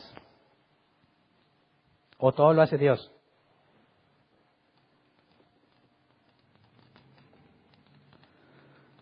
Si te fijas, desde aquí, desde el principio de los tiempos hasta aquí, tú no has hecho nada. No has participado ni colaborado en nada. De aquí, aquí es la obra de uno solo. ¿Quién? Dios. Eso se llama monergismo. Todo esto lo hizo sin preguntarte si estabas de acuerdo, ¿verdad? ¿O en qué momento Dios te propuso un trato? Dijo, a ver, ¿cómo ves, Hernán? ¿Quieres una vida mejor? Y dijo, gracias Dios, así estoy muy bien. No, pero una vida mejor que la que tienes. ¿Quién sabe qué le hubiera contestado? Bueno, pues ¿qué ofreces? O sea, no, salud, bienestar, una esposa. Yo creo que eso lo puedo conseguir. ¿Qué más traes? Algo que yo no puedo alcanzar. Vida eterna, Hernán. ¿Qué te parece la vida eterna? ¿Y qué voy a estar haciendo? ¿Hay un hueso que me puedas dar? ¿Un puesto en particular? O sea, convénceme. Dios se pone a negociar con las personas para ver si quieren ser salvadas. No, la Biblia es clara. Todos están destinados al infierno. Todos están condenados. Y en su misericordia, solamente para la alabanza de su nombre, dice, tú eres mío, comprado a precio de sangre, de la esclavitud del pecado a la servidumbre con Dios. No se te preguntó Pablo, ¿cómo ves? Vas rumbo a Damasco, pero te propongo que te conviertas y me sirvas. No, pum, tumbado.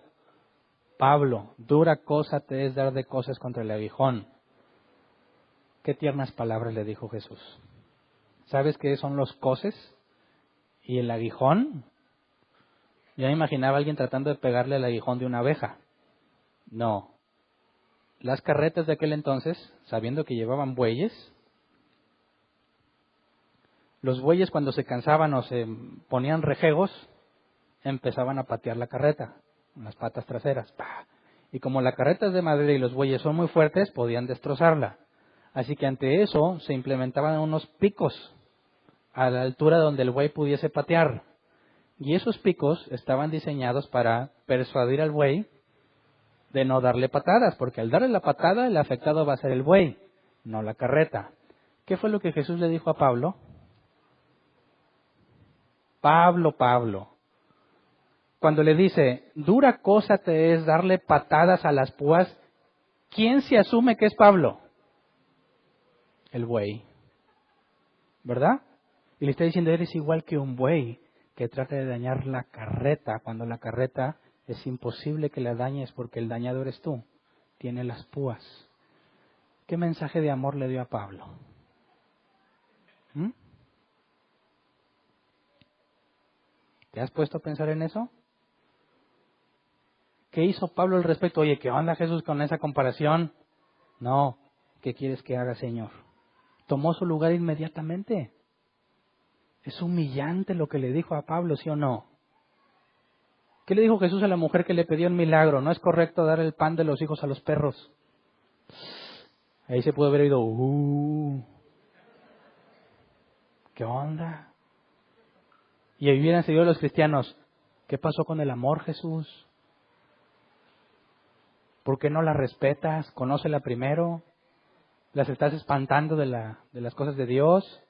¿Qué le dijo la mujer? Sí, pero aún los perros comen de las migajas que caen de la mesa. ¿Qué hizo la mujer? Se humilló. ¿Cómo es que uno dice, no, yo acepté al Señor? Yo tomé una decisión en mi vida. Ahora soy un príncipe. Dices, oh. Ahí es donde dan ganas de dar bibliazos santos, ¿verdad? Pero con una Biblia grande. Decir, ¿qué te pasa? Ahora, en esto, todo lo ha hecho Dios, sin preguntarte, sin tomarte en cuenta. Pero cuando llegamos a la santidad, ¿hay algo que tú tengas que hacer? Cuidad vuestra salvación con temor y temblor. Dicen, ya ves, Hernán, aguas que la pierdes. ¿Qué sigue el versículo siguiente? Porque Dios pone el querer como el hacer. Y ahí el apóstol Pablo es muy claro, tú haces y Dios hace. Y eso es sinergismo. Jesús dijo, no los dejaré solo, enviaré mi Espíritu para que los guíe a toda verdad. El Espíritu Santo es el que te dice, estás mal, lo estás haciendo mal. Esto es lo que hay que hacer. Y tú puedes decir, no me agrada, me resisto, trato de ocultarme. Pero la Biblia dice, a los hijos se les da disciplina. ¿Cuántos de aquí se han revelado lo que el Espíritu les ha dicho? Todos, ¿verdad? Todos. ¿Y por qué estás aquí? Algunos por las buenas están aquí, ¿verdad? Que dijeron, oye, ¿sabes qué? Ya no me sentí muy bien. No, ya no quiero estar haciendo esto y buscas enderezarte. Y otros le siguieron hasta que viene la disciplina. El padre azota al hijo, es lo que dice la Biblia. Azota a todo aquel que recibe por hijo. Al que no se le disciplina, dice la Escritura, se le tiene por un hijo fuera del matrimonio, por no decir la palabra. Se tiene como un hijo, en el contexto histórico de allá, como algo vergonzoso, algo que no es tuyo. Se deja sin disciplina al que no es hijo de Dios. Pero los verdaderos hijos van a ser disciplinados. Entonces, en la santidad, yo no puedo decir lo que dicen, entonces yo puedo hacer lo que yo quiera, que al cabo Dios ya me salvó. Salvo, siempre salvo. No tengo por qué ser santo. Eso es absurdo. La Biblia es clara. Tú tienes que negarte a ti mismo. Pablo hablaba de golpear su cuerpo como un atleta lo golpea para hacer lo que Dios quiere. Miserable de mí, ¿quién me va a librar de este cuerpo mortal?, dijo Pablo. Tienes que luchar constantemente contigo mismo para hacer lo que Dios quiere, porque tú no vas a querer hacerlo. Y ese proceso es distinto para cada uno de nosotros. En algunos la santidad es más evidente que en otros, pero tiene que haber quien diga, como leímos del apóstol Juan, quien diga que conoce a Dios pero no lo obedece, es decir, pero no está avanzando a la estatura de Cristo, miente, no es cristiano, no nació de nuevo. ¿Qué me dices de los cristianos fríos? Eso no existe en la Biblia. ¿Cómo no? Dice que o eres frío o eres caliente, porque a los tibios vomitaré de mi boca, dice la Escritura. Dicen, bueno, si eres frío eres del mundo. Entonces hay cristianos que ya están bien para allá. Y hay otros que nomás andan tibiones. Oye, ¿qué onda con él? Es que anda tibio. Aguas que te vomite el Señor. No. Cuando tú lees el contexto histórico de ese pasaje, sabes que había unas aguas que llegaban de una ciudad más alta y otras aguas que llegaban de una ciudad más baja. Y en otros temas hemos explicado la física de cómo puedes traer agua de abajo para arriba, ¿verdad? Cuando traías agua de arriba, el agua era fría, buena para tomar. Cuando venía el agua de abajo, el agua era caliente, buena para tomar. Pero si se mezclaban esas dos aguas, los químicos que tenían las dos hacían que te enfermaras del estómago. Si tú tomabas agua de la de arriba y de la de abajo, vomitabas. Y eso es lo que Jesús dice, o eres frío o eres caliente, porque si eres tibio, te vomito de mi boca. ¿Eres puro, solo agua fría o solo agua caliente? Pero si mezclas, te vomito de mi boca. Eso en nada tiene que ver con que haya cristianos tibios, ¿eh? Los tibios no son cristianos. Así que la santidad es un proceso en el que Dios y yo trabajamos. Yo me niego a mí mismo y Dios pone el querer como el hacer. Pero eso nos lleva después a los últimos dos. Perseverancia. ¿Qué es la perseverancia? Judas 1:24. Al único Dios, nuestro Salvador, que puede guardarlos para que no caigan y establecerlos sin tacha y con gran alegría ante su gloriosa presencia. ¿Qué es la perseverancia? Es el hecho de que no caes en el sentido de la perdición. 7 veces caerá el justo, con todo Jehová lo levantará. Dice que el apóstol Juan, Dios es fiel y justo para perdonarnos cuando pecamos, ¿verdad? Así que aquel que dice que puede perder su salvación necesita leer Judas. Tiene poder para guardarme de que no caiga. Y esa es la perseverancia. El cristiano se va a equivocar. Todos nos equivocamos, pero lo vas a seguir, lo vas a ver esforzándose por salir adelante. Lo vas a ver perseverando. Se equivoca, se pone a cuentas con Dios y vuelve a intentarlo. Falla, le pide perdón a Dios y vuelve a intentarlo, pero no es mérito de él, sino que es Dios quien lo guarda de que no caiga. Él se cae, pero Dios lo levanta. ¿Verdad? Estos dos, santidad y perseverancia, ¿cuánto tiempo te va a tomar?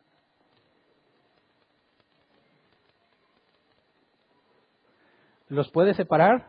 No. ¿Son instantáneos como estos? Claro que no. ¿Cuánto tiempo te van a tomar estos? Toda tu vida. Toda tu vida. No vas a decir, Yarnan, hoy vengo bien santo.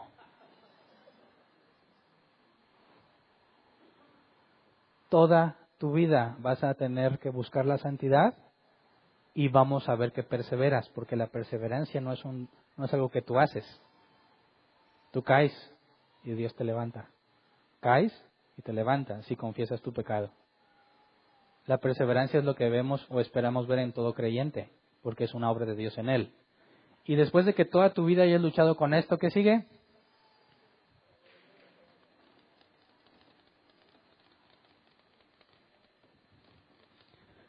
Y esa es la eternidad con él, ¿verdad? Romanos 8:30, los que predestinó, también los llamó, los que llamó, también los justificó, y a los que justificó, también los glorificó. Ahora, Si yo te pregunto, ¿por qué algunos reaccionan al Evangelio y otros no? ¿Qué me dirías? ¿Mm? ¿De qué depende? ¿Necesitamos mejorar la estrategia? ¿Una técnica más matona? ¿Un ambiente más propio a la adoración? ¿Por qué una persona no recibe el Evangelio? Aguas, ¿eh? Es una pregunta capciosa. Tú podrías decir, porque no fue predestinado, ¿verdad? Y tendrías razón en cierto porcentaje de los casos. Pero fallarías gravemente en otros, porque ¿cuántas veces te predicaron el Evangelio antes de que Dios te hiciera nacer de nuevo? Imagínate que me te dicen, oye Hernán, como a mí, mi abuela me decía, no te juntes con los vecinos porque son del diablo, porque eran cristianos. Como quieran me juntaba con ellos. Estoy seguro que me invitaron más de una vez a su iglesia a conocer de Dios. Nunca me interesó. Haciendo memoria, yo antes del 6 de octubre del 96, yo había tenido amigos cristianos que decían, estos son raros, son como gente de una secta rara. Y me invitaban y nunca quise. Imagínate que hubieran dicho desde la primera vez, oye Hernán, quiero decir, no, tú vas al infierno. Tú no fuiste predestinado para salvación. Dices, qué absurdo y qué gran muestra de ignorancia. Porque el hecho de que hoy te diga que no, no significa que mañana voy a decir que sí. No significa que mañana Dios me va a transformar. Nadie lo puede saber. ¿Qué me dices justo antes de morir? ¿Se puede? Ahí está el ladrón en la cruz. Ah, pero ¿lo puedes tú planear y programar? A mí no me digas, ya cuando me esté muriendo entonces me das el Evangelio. Tú no lo puedes programar porque no depende de ti. Pero es posible que en los últimos instantes de la vida de alguien, Dios le conceda esto. ¿Verdad?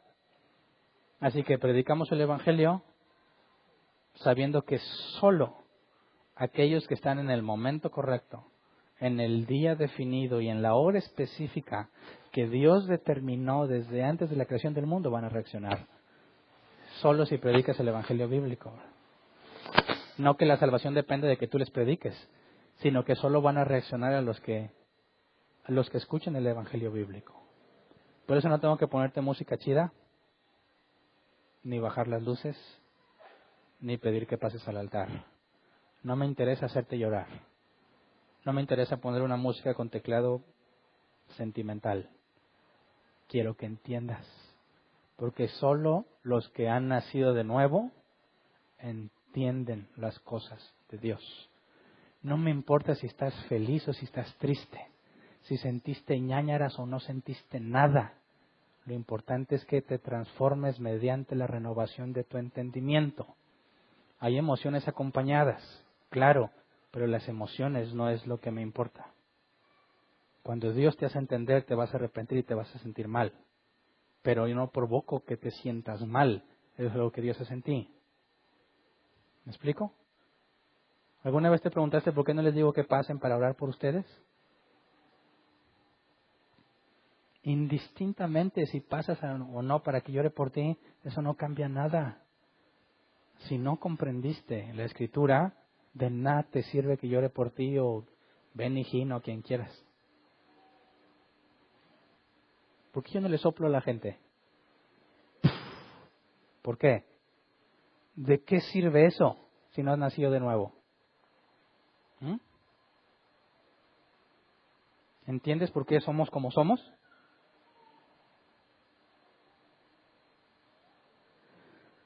La promesa es que todos llegaremos aquí, ¿verdad? Todos llegaremos a la estatura del varón perfecto. Lo que Dios definió aquí es inmutable. Él no falla, Él no se equivoca. Los que están en el libro de la vida, dice la Escritura, desde antes de la fundación del mundo, son los que van a ser glorificados. La salvación de nadie está en juego. Dios ya determinó quién sí y quién no. El punto es que nosotros no sabemos. Así que, cuando prediques el Evangelio, lo más probable es que te ignoren. Haya gente que reacciona porque parece que está interesada y después ya no le interesa. Hay gente que va a venir a la iglesia y se va a quedar sin fruto toda su vida. Y hay otros que van a dar evidencia del nuevo nacimiento. Esas son las ovejas de Cristo. Todos los demás, bueno, no todos los demás, solo los que están en la iglesia y no dan fruto, esas son las cabras locas. Los otros saben claramente que no son cristianos y que no son ovejas. Las cabras locas son el problema en las iglesias. Y espero que no haya entre nosotros más cabras locas de las que ya ha habido. Pero es inevitable. Después leeremos la parábola de la hierba. El trigo y la cizaña crecen juntos, ¿verdad? Así que no pienses que porque estás aquí significa que eres hijo de Dios. Busca evidencia en tu vida. Vamos a ponernos de pie y vamos a orar.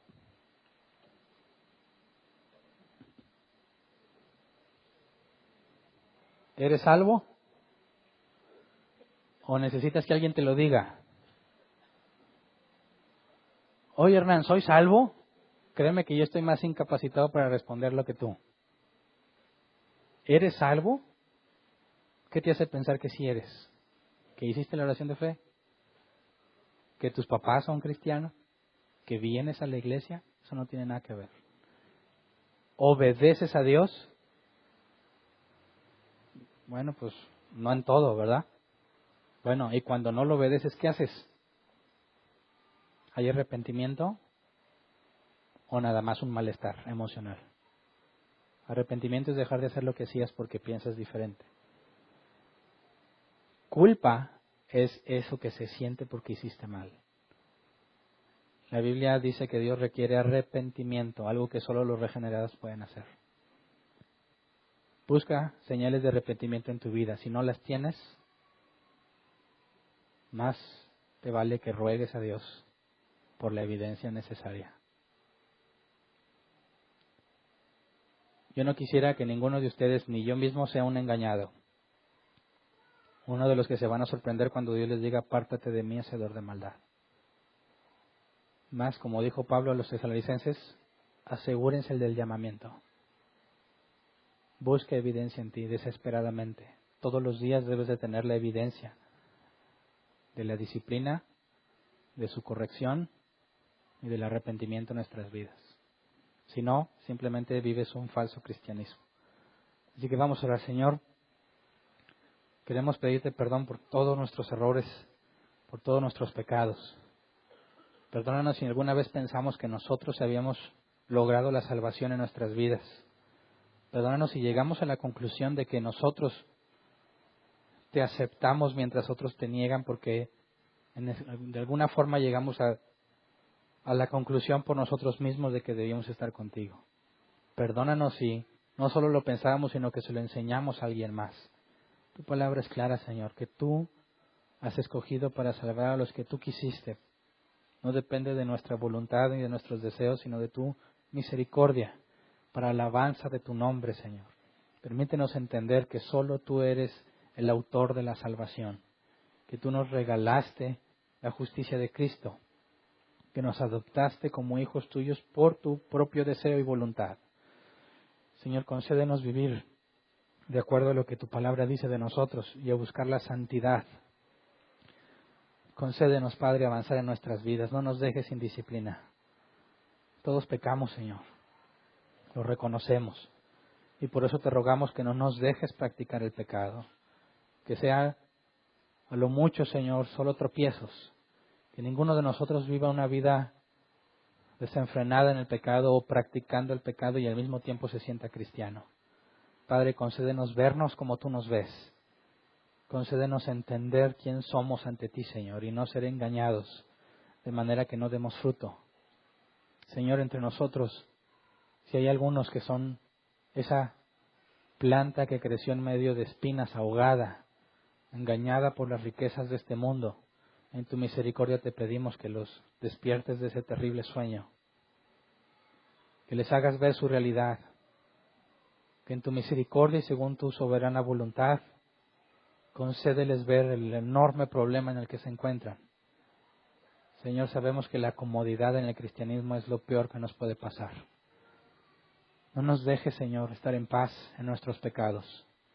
Amonéstanos, azótanos como hijos, Señor, según tu sabiduría para con nosotros. Haz lo que tengas que hacer en nuestras vidas para que andemos en tus caminos. Somos siervos tuyos, Padre. Haz tu voluntad en nuestras vidas. Gracias por todos los que has traído aquí, a los que tú trajiste porque tú los llamaste. a los que les has revelado a Cristo y nacieron de nuevo, Señor, te damos gracias. Concédenos ver ese milagro todas las veces que nos reunamos. Personas que dan evidencia de que son hijos tuyos, personas que tienen la evidencia de un hombre o una mujer regenerados. Concédenos la evidencia de ver el milagro de tu salvación con personas que no te conocían. Padre, que entre nosotros nos podamos llamar hermanos porque tenemos la evidencia los unos de los otros. Que no sea por costumbre o vocabulario cristiano, sino porque realmente nos reconocemos como hermanos en Cristo, por la evidencia y el testimonio de cada uno de nosotros, Señor. Gracias por lo que has hecho. Gracias porque en ti estamos seguros. Tú tienes poder, Señor, para librarnos del maligno. Y queremos pedirte como Cristo, no nos expongas a tentación, sino líbranos del maligno, Señor. Amén. ¿Pueden sentarse? Pasemos a la sección de preguntas. Tenemos 15 minutos. Allá adelante, cerquita del cielo, los de Multimedia me van a decir cuando se acaban los minutos. El objetivo es que nadie se quede con dudas. Si tú tienes una pregunta, levanta tu mano y te llevan el micrófono. Si tienes varias, te voy a pedir que hagas primero una, la que consideres más importante. Y si queda tiempo y ya no hay gente con más preguntas, entonces puedes levantar la mano y preguntar el resto.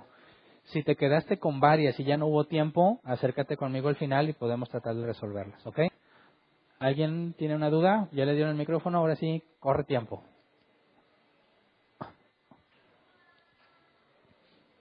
¿No? Paren el tiempo, no está jalando el micrófono. ¿Sí? ¿No? ¿No jala? ¿Podrían checarlo, por favor? Ya. Perdón. Corre tiempo. Buenas tardes. Buenas tardes. Ahorita hablábamos de la fe ciega, que no es bíblica, y nos puso el ejemplo de Tomás, que Jesús obviamente le dio esa herencia que él necesitaba para que creyera. Pero también le dice, tú crees porque has visto, bienaventurado el que cree sin haber visto. ¿A qué se refiere entonces con esa bienaventuranza? Sí. Se refiere a ese hecho en particular, es decir, la evidencia que tenemos nosotros no es la evidencia que se le dio a Tomás. A Tomás Jesús se le aparece y le dice, ándale, hazlo. Pero dice, bienaventurados los que creen sin ver eso que Tomás está viendo, porque yo no puse mi dedo en la llaga ni en los hoyos en las manos, ¿verdad? Pero el hecho de que yo tenga fe no está cimentado en esa evidencia en particular, sino en otro tipo de evidencia, que no es igual a la de Tomás. La de la regeneración que nos Exacto. platicaba. Muy bien, gracias. ¿Alguien más? Sí, ¿en qué parte de la tabla se puede meter, no sé, recibir el Espíritu Santo, la renovación de la mente? Eso está incluido en la regeneración. ¿En la regeneración? En la regeneración eres transformado totalmente. Tus deseos, tus emociones, tu intelecto. Sí, pero también hay, no sé si a todos, pero creo que a gran parte de las personas, al principio, por ejemplo, que Dios te habla y empieza a cambiar, ya no eres igual y empiezas a de alguna manera, a ya no pecar tanto.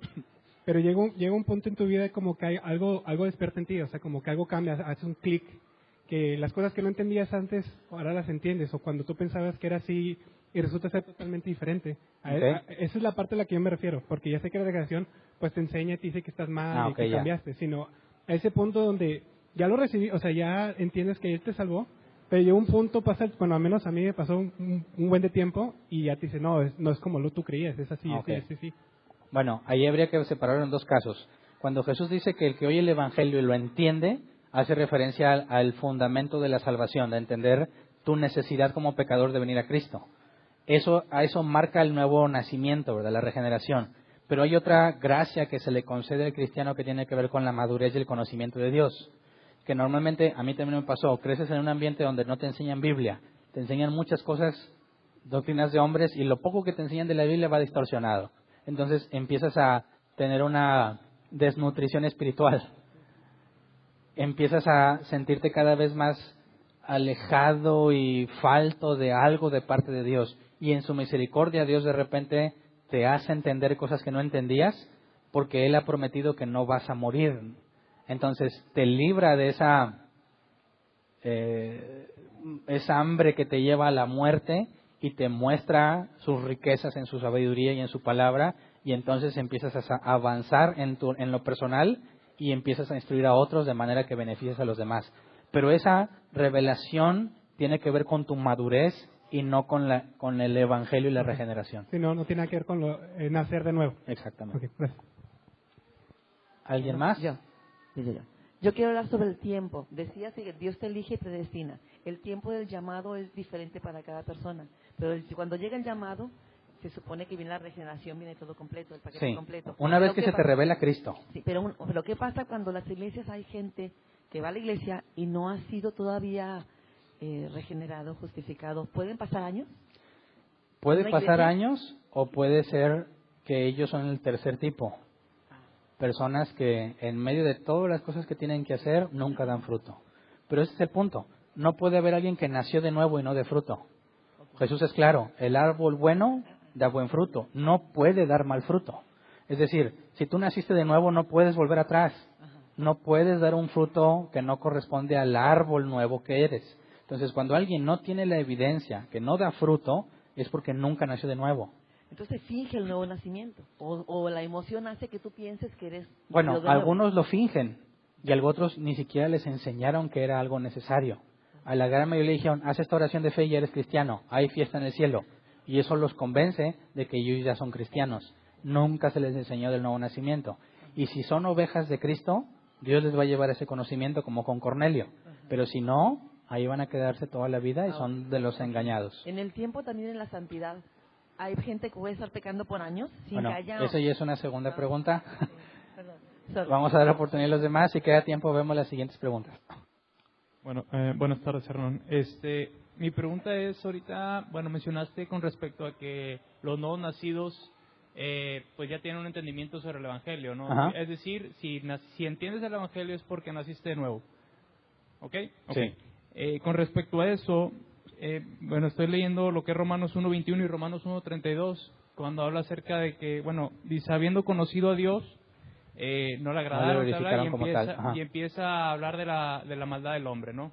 Y después en Romanos 1.32 dice,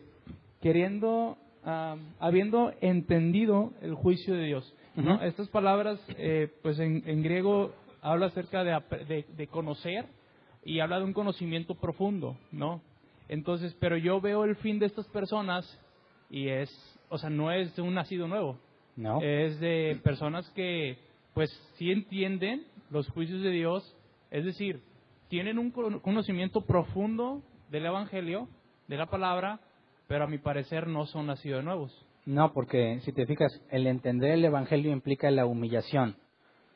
Si tú te humillas ante Cristo, implica que entendiste que Él es el juez, lo aceptes o no lo aceptes, que tú eres pecador y que cuando se te enjuicie, justamente vas a ser condenado. Si tú puedes entender eso, la conclusión lógica es que te vas a humillar porque quieres escapar de la condenación. En ese caso que menciona Pablo habla de la revelación natural. Saben que Dios es opuesto a esas cosas, pero no comprenden la necesidad que tienen de humillarse ante el juez que va a juzgar a todas las cosas. Entonces, el argumento de Pablo es que no son ignorantes en cuanto a que hay un Dios, pero son incapaces de entender por qué deben de estar con Dios, por qué debieran de humillarse. ¿Quién en sus 5 sentidos decidiría el infierno en lugar de la vida eterna?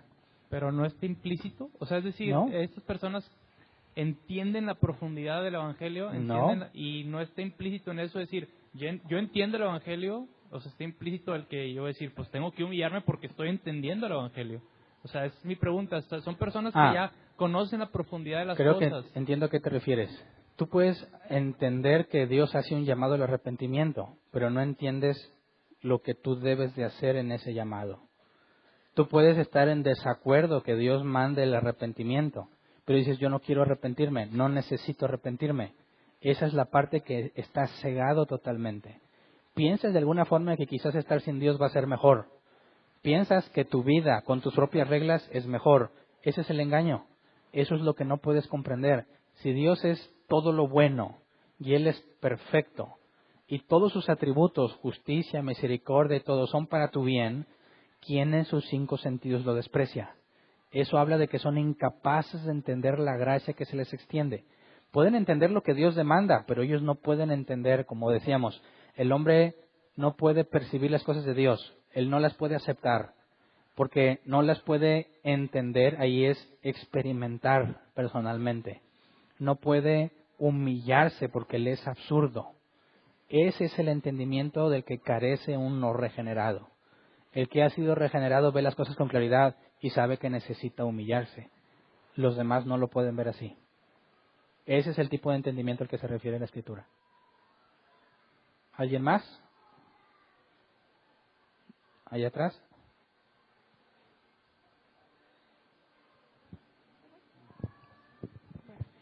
Nada más tengo una pregunta acerca del comentario de Enoch. Como en la parte de la justificación busqué el sustento bíblico de Romanos que dice es por medio de la fe en Jesucristo. Uh-huh. Todos aquellos que murieron antes de que Jesús viniera al mundo, ¿cómo entendemos esa parte si alguien nos preguntara? ¿O cómo la puede ¿Cómo es que tuvieron fe en Jesús? Ajá. Ok, por eso es importante que si en el Evangelio se explica quién es Jesús, Jesús es Dios, ¿verdad?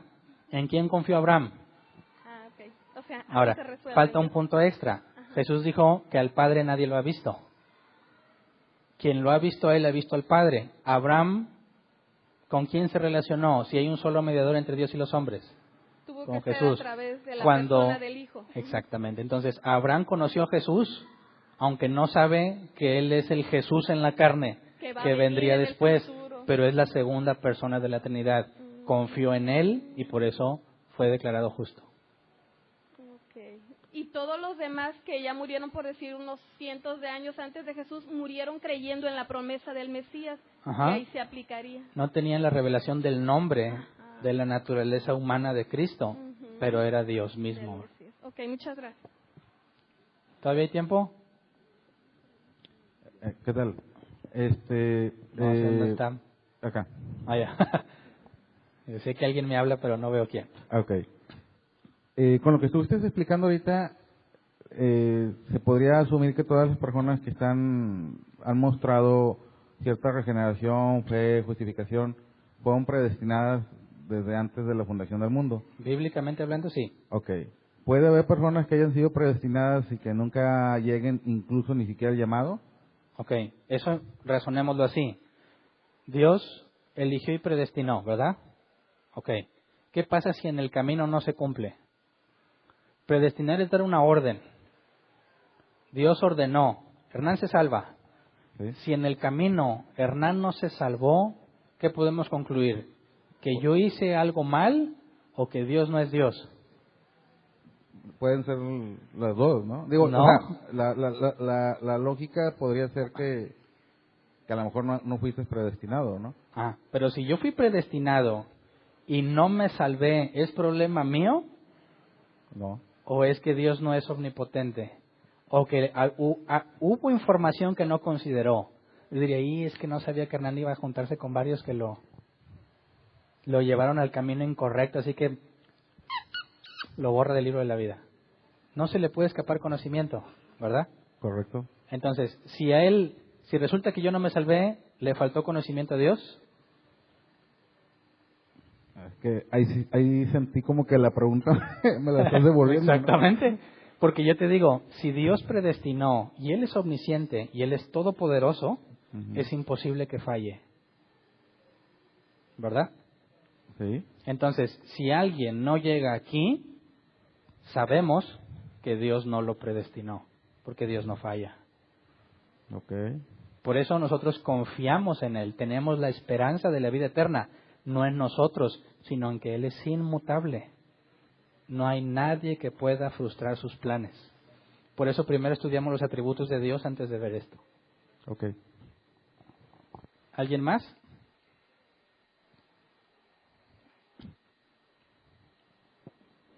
¿Se acabó el tiempo? Bueno, es la última pregunta.